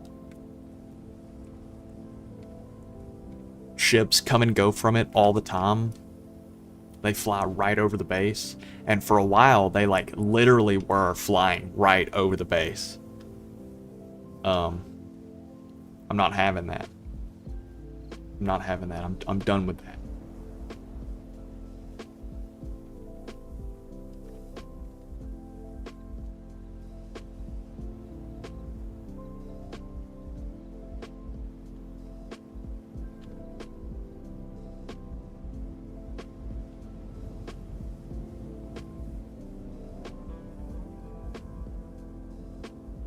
You know, converting this thing over to a cockpit would probably look a lot cooler.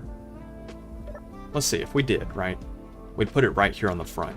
It'd be kind of low mount.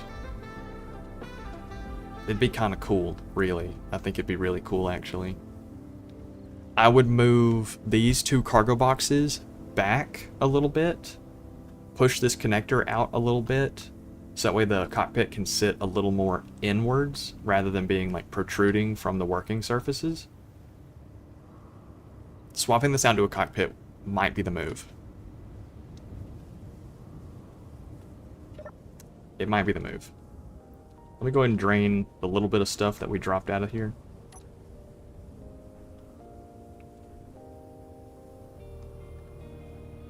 It's just a little bit of stuff anyway. Metal grid and some displays. Parallax, shadow. What about the existing thruster?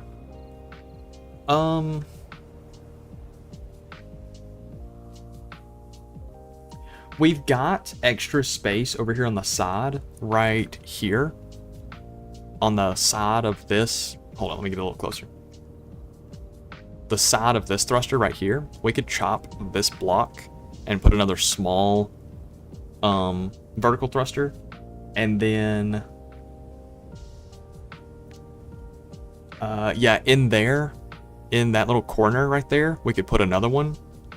And really, this long thruster right here could be pushed out. Let me figure out the direction. Hold on. This way. It can be pushed out of the grid a little bit. So I could end up fitting all of my vertical thrust. Visually, I kind of like having the little small ones in the back and the big one in the front. But at the same time, getting rid of that and making it a cockpit would slim this whole thing down.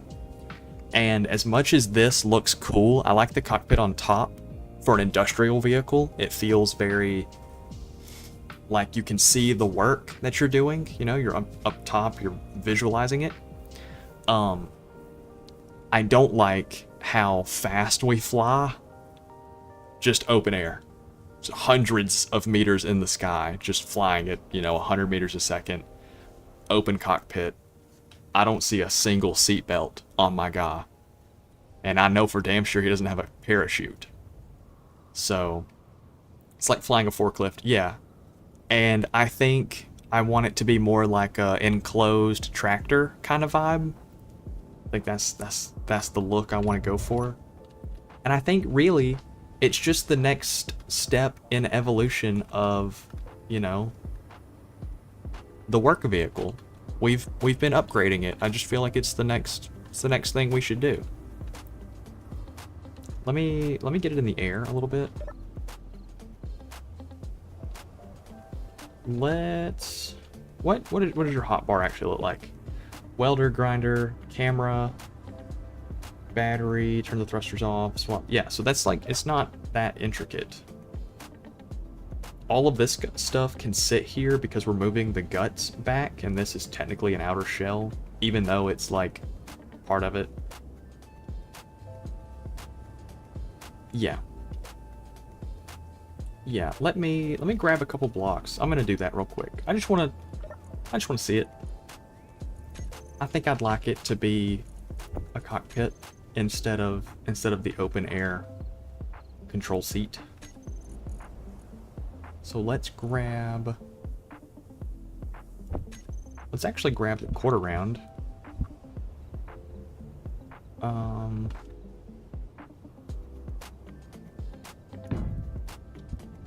Put it like that.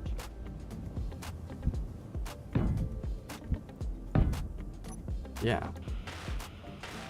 And we're gonna paint it orange, of course. We're gonna paint it to match. Let's go and get rid of this. I got rid of our gyroscope, but that's fine.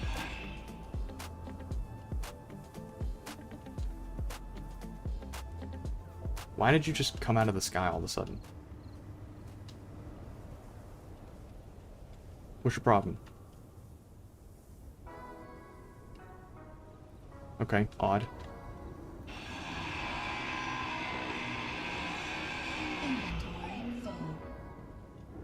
Alright, let's put this in there. See, the shadow is going to the military installation or the security outpost. It's going to one of them. But, like, they're landing nearby.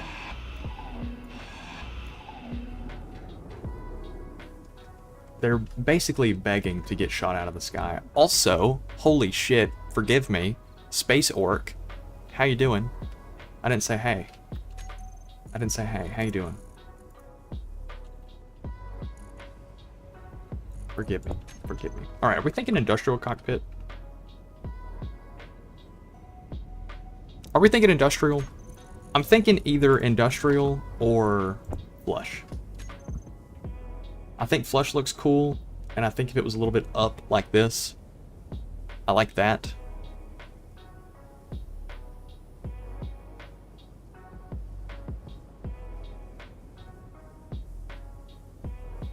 Honestly, if we pushed it up like this, we could still have the big front thruster underneath it, where this thing kind of makes that not possible. But it would also give us the whole forklift vibe, the flying tractor of being able to see your workspace. I really think there's a lot of options that we got here. I feel like there's a lot of cool things we could do. We did that. That's kind of cool. We did, that's also kind of cool. It's a different look.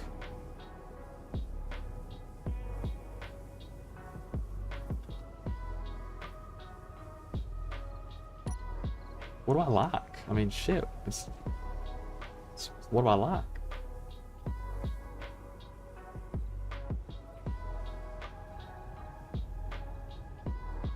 I do like the industrial cockpit. I think we're gonna get industrial with it. I think we're gonna show off what industry can look like.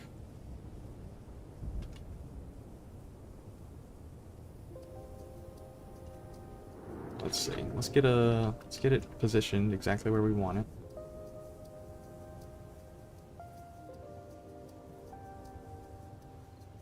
There or there? Up one? If it's there, it's pretty tall. They don't really benefit from having it up one like that. But having this one up by an extra one gives us the same vertical height.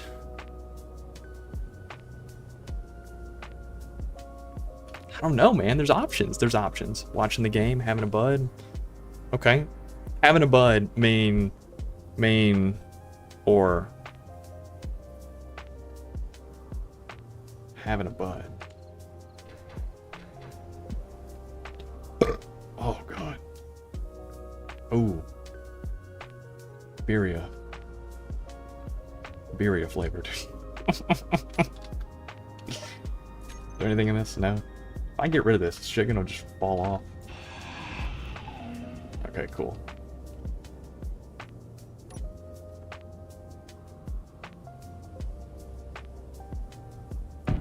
That looks kind of badass. It keeps a really slim profile too. I'm not opposed to it. But also, you know, if we went up just like one block. Oh, come forward. Come forward, right? There we go. We went up just like one block, right? We get the ability to put the thruster underneath. It doesn't really make it that much taller. It's actually a block shorter than it was.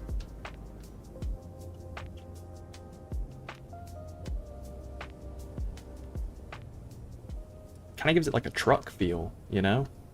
Like a little space truck vibe. I don't know, man. How do we feel? What do we feel like? Industrial cockpit, flush cockpit. I think this is how I would place the flush cockpit, and the industrial cockpit would be, you know, back up here in the front.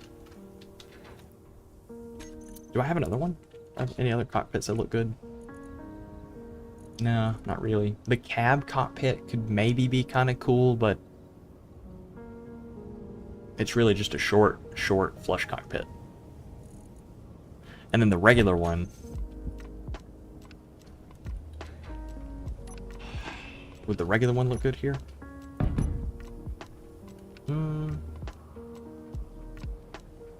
Kinda, but I don't know. It's not my cup of tea. Just not. I've never been faced with a more difficult decision in my entire life.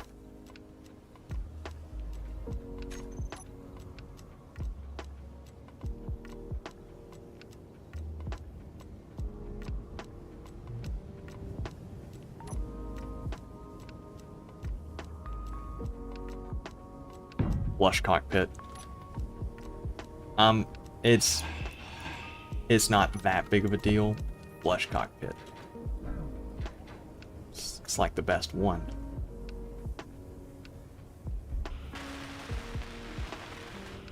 There we go. Okay. Now, get rid of this. Okay. Let's get this up in the air. The smoke's really heavy right now. There we go. Okay. So let's work on what we got going on right there. The small batteries can get removed.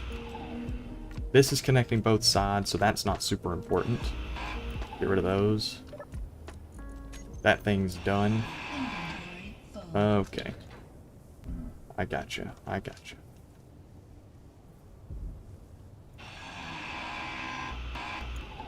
Okay. I'm liking this so far.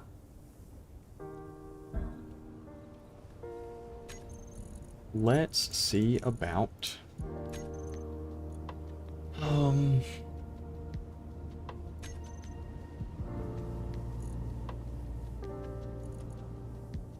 You know, we could use... Did I scale the medium? The custom? I did not. gonna say, if I had the like the medium cargo container, but it's like the modular, what do they call it? Modular? Yeah, I need to scale that. I need to put that in my mod and scale it, because I think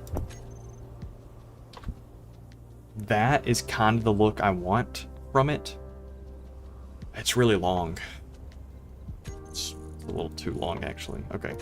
It's like a tier 5 medium cargo right here or right here would allow me to put all my shit just behind the cab. It would still allow me to leave the connector where it was. And this thing can store 16 kiloliters. So this is the size of a large cargo box. That's not bad. Because I was running, what, 2 tier 2s? And yeah, so yeah, we would be getting more space with just a single tier 5 if we did this.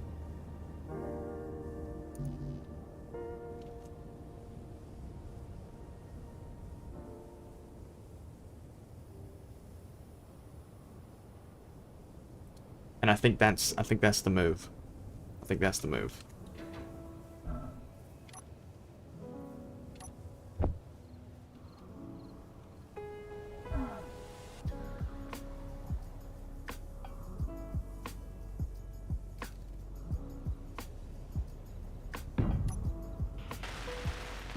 Something like that. Yep. And then we'll do conveyor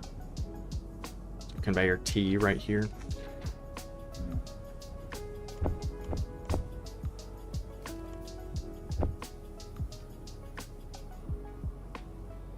We'll do what?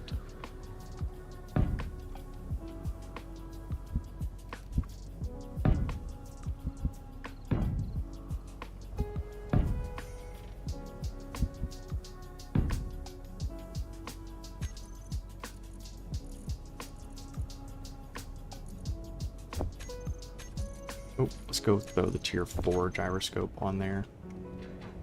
Tier 4 for gyroscopes is a good.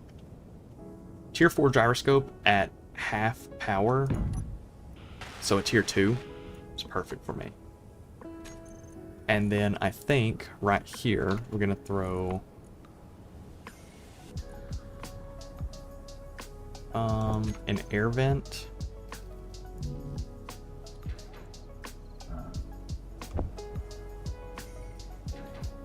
An air vent with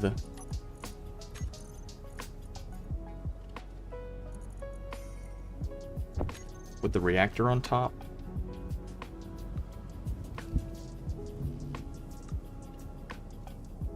I actually want the reactor facing outwards like this.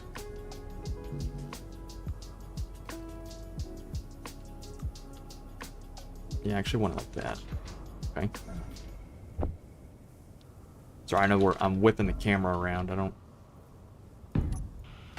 mean to. Okay, so I'm liking that. Let's weld up these conveyors. 1, 2, 3, 4. Damn. Okay.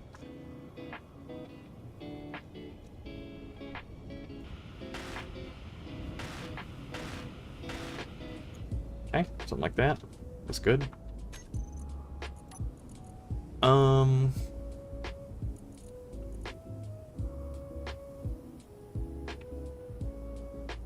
Really, I think that's about it. We'll probably upgrade to the tier 4 thruster, because we were using a tier 3. I think I'm gonna go up to a tier 4, since we have more cargo capacity.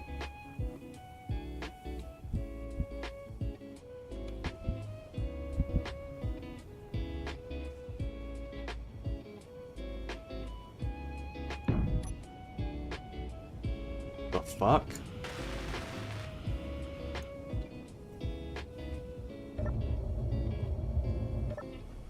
Game game's so fucking broken sometimes. Does that break anything?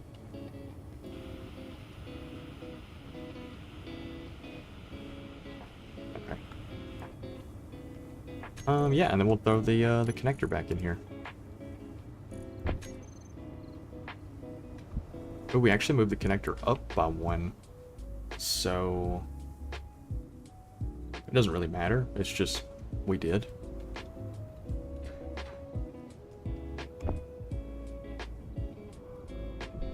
Probably go ahead and do the, what, this one?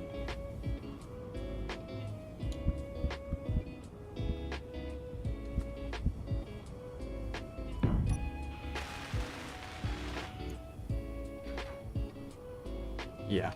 Because then what I'm thinking is, I really wish we had like custom slopes in this game to where you could place a block down and then place the other point of it and it would slope from here to here, because I would love to make that a real gradual slope.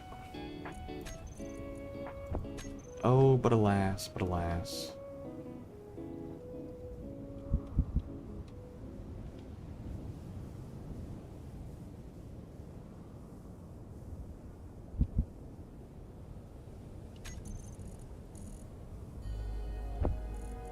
That.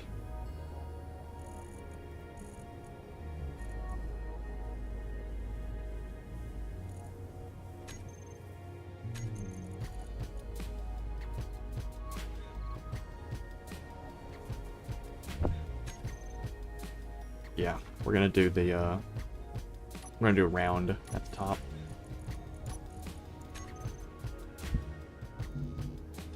Need steel plate. Yeah, I know. I'm just joking.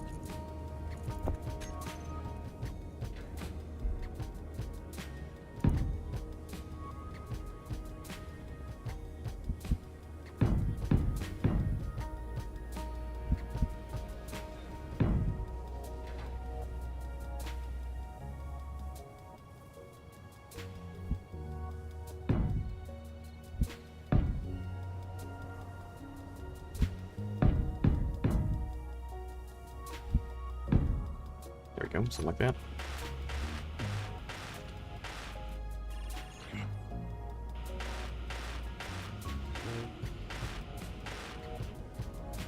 Okay, and then we got 2 extra spots right here that I don't really have anything that I need to put there, so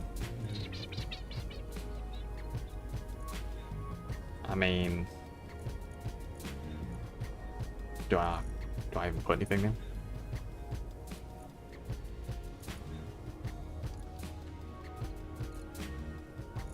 And an ore detector and a light, maybe. I don't know. Ore detector would be kind of cool, kind of like a little thing sticking out of it, kind of like a little antenna. I guess. I don't know. I mean, shit. I don't know. Well, I mean, what would I do? What would I do? Parachute hatch? I don't plan on ever having this thing up super high in the air when I'm like worried about it falling out of the sky. I guess it couldn't hurt.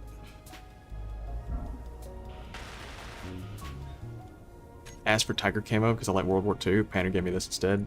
This is gas. I don't know what you're talking about. This is fire. This is perfect.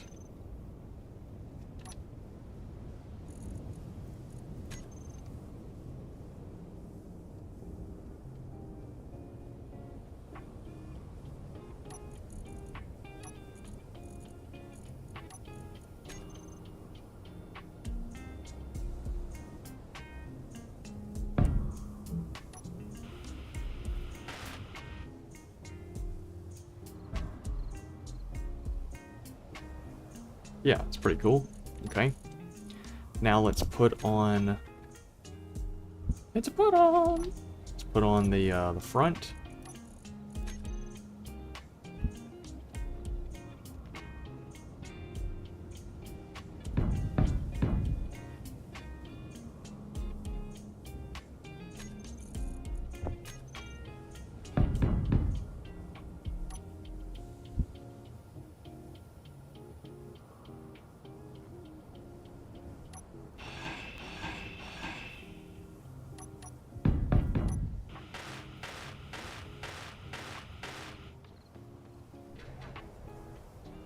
Do we like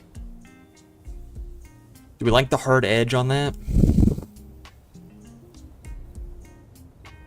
I don't know if I particularly care for that, I'll be real. But at the same time, I feel like having it kind of pill-shaped would look weird.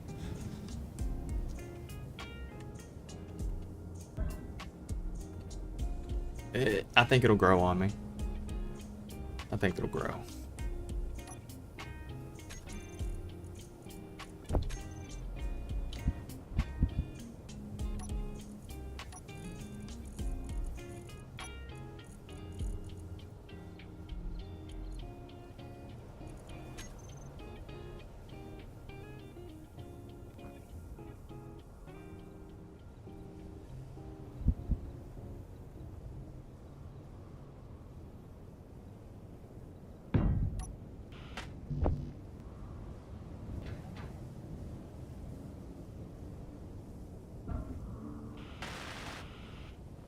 There we go. Look at this, all the space in here for later expansions.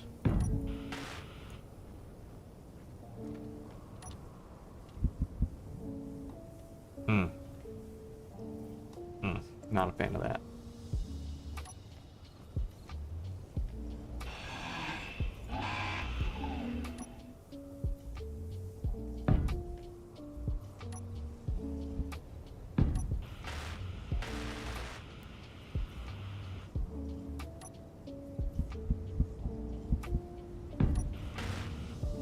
There we go. Then we'll throw a mag plate on there.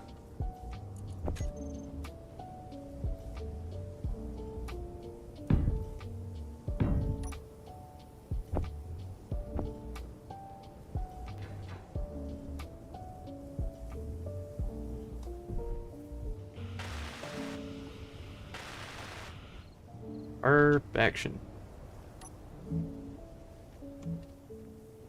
Cool, and we still have all this room under here for if I ever needed to make more thrusters, I can tuck them in this area. Yeah, I'm okay with this. This is all good.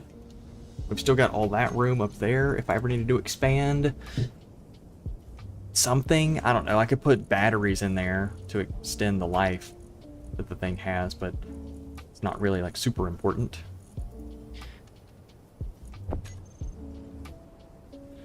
Spotlights could be kind of cool like that, right?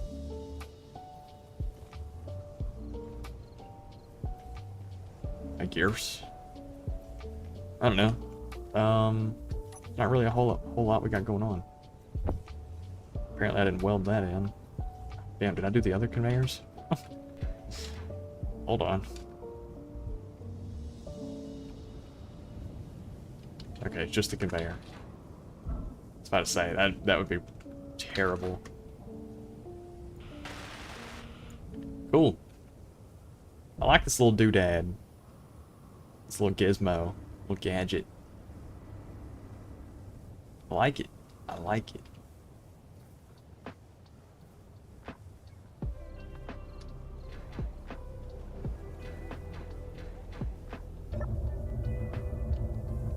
Cool. Alright, let's set up the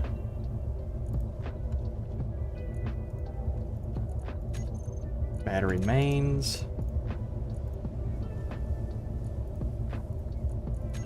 Include all thrusters. Gyroscope at 50% power. Air vent on depressurize. Oh, and the mag plates. Unlock. Not used for parking, not used for that. And the connector. Set to collect all. Perfect. Alright, cool. Let's set up all of our things again. Welding. Grinding. Groups. Battery is recharge on and off. Mag plates. Switch lock. Thrusters. That's actually not that important. Parachute hatch. Open, close.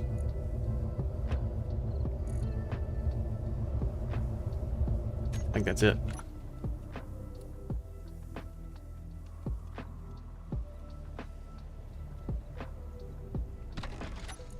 Let's turn down that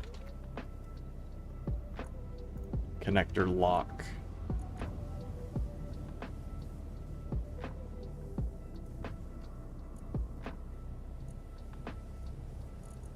Just turn it down to 0.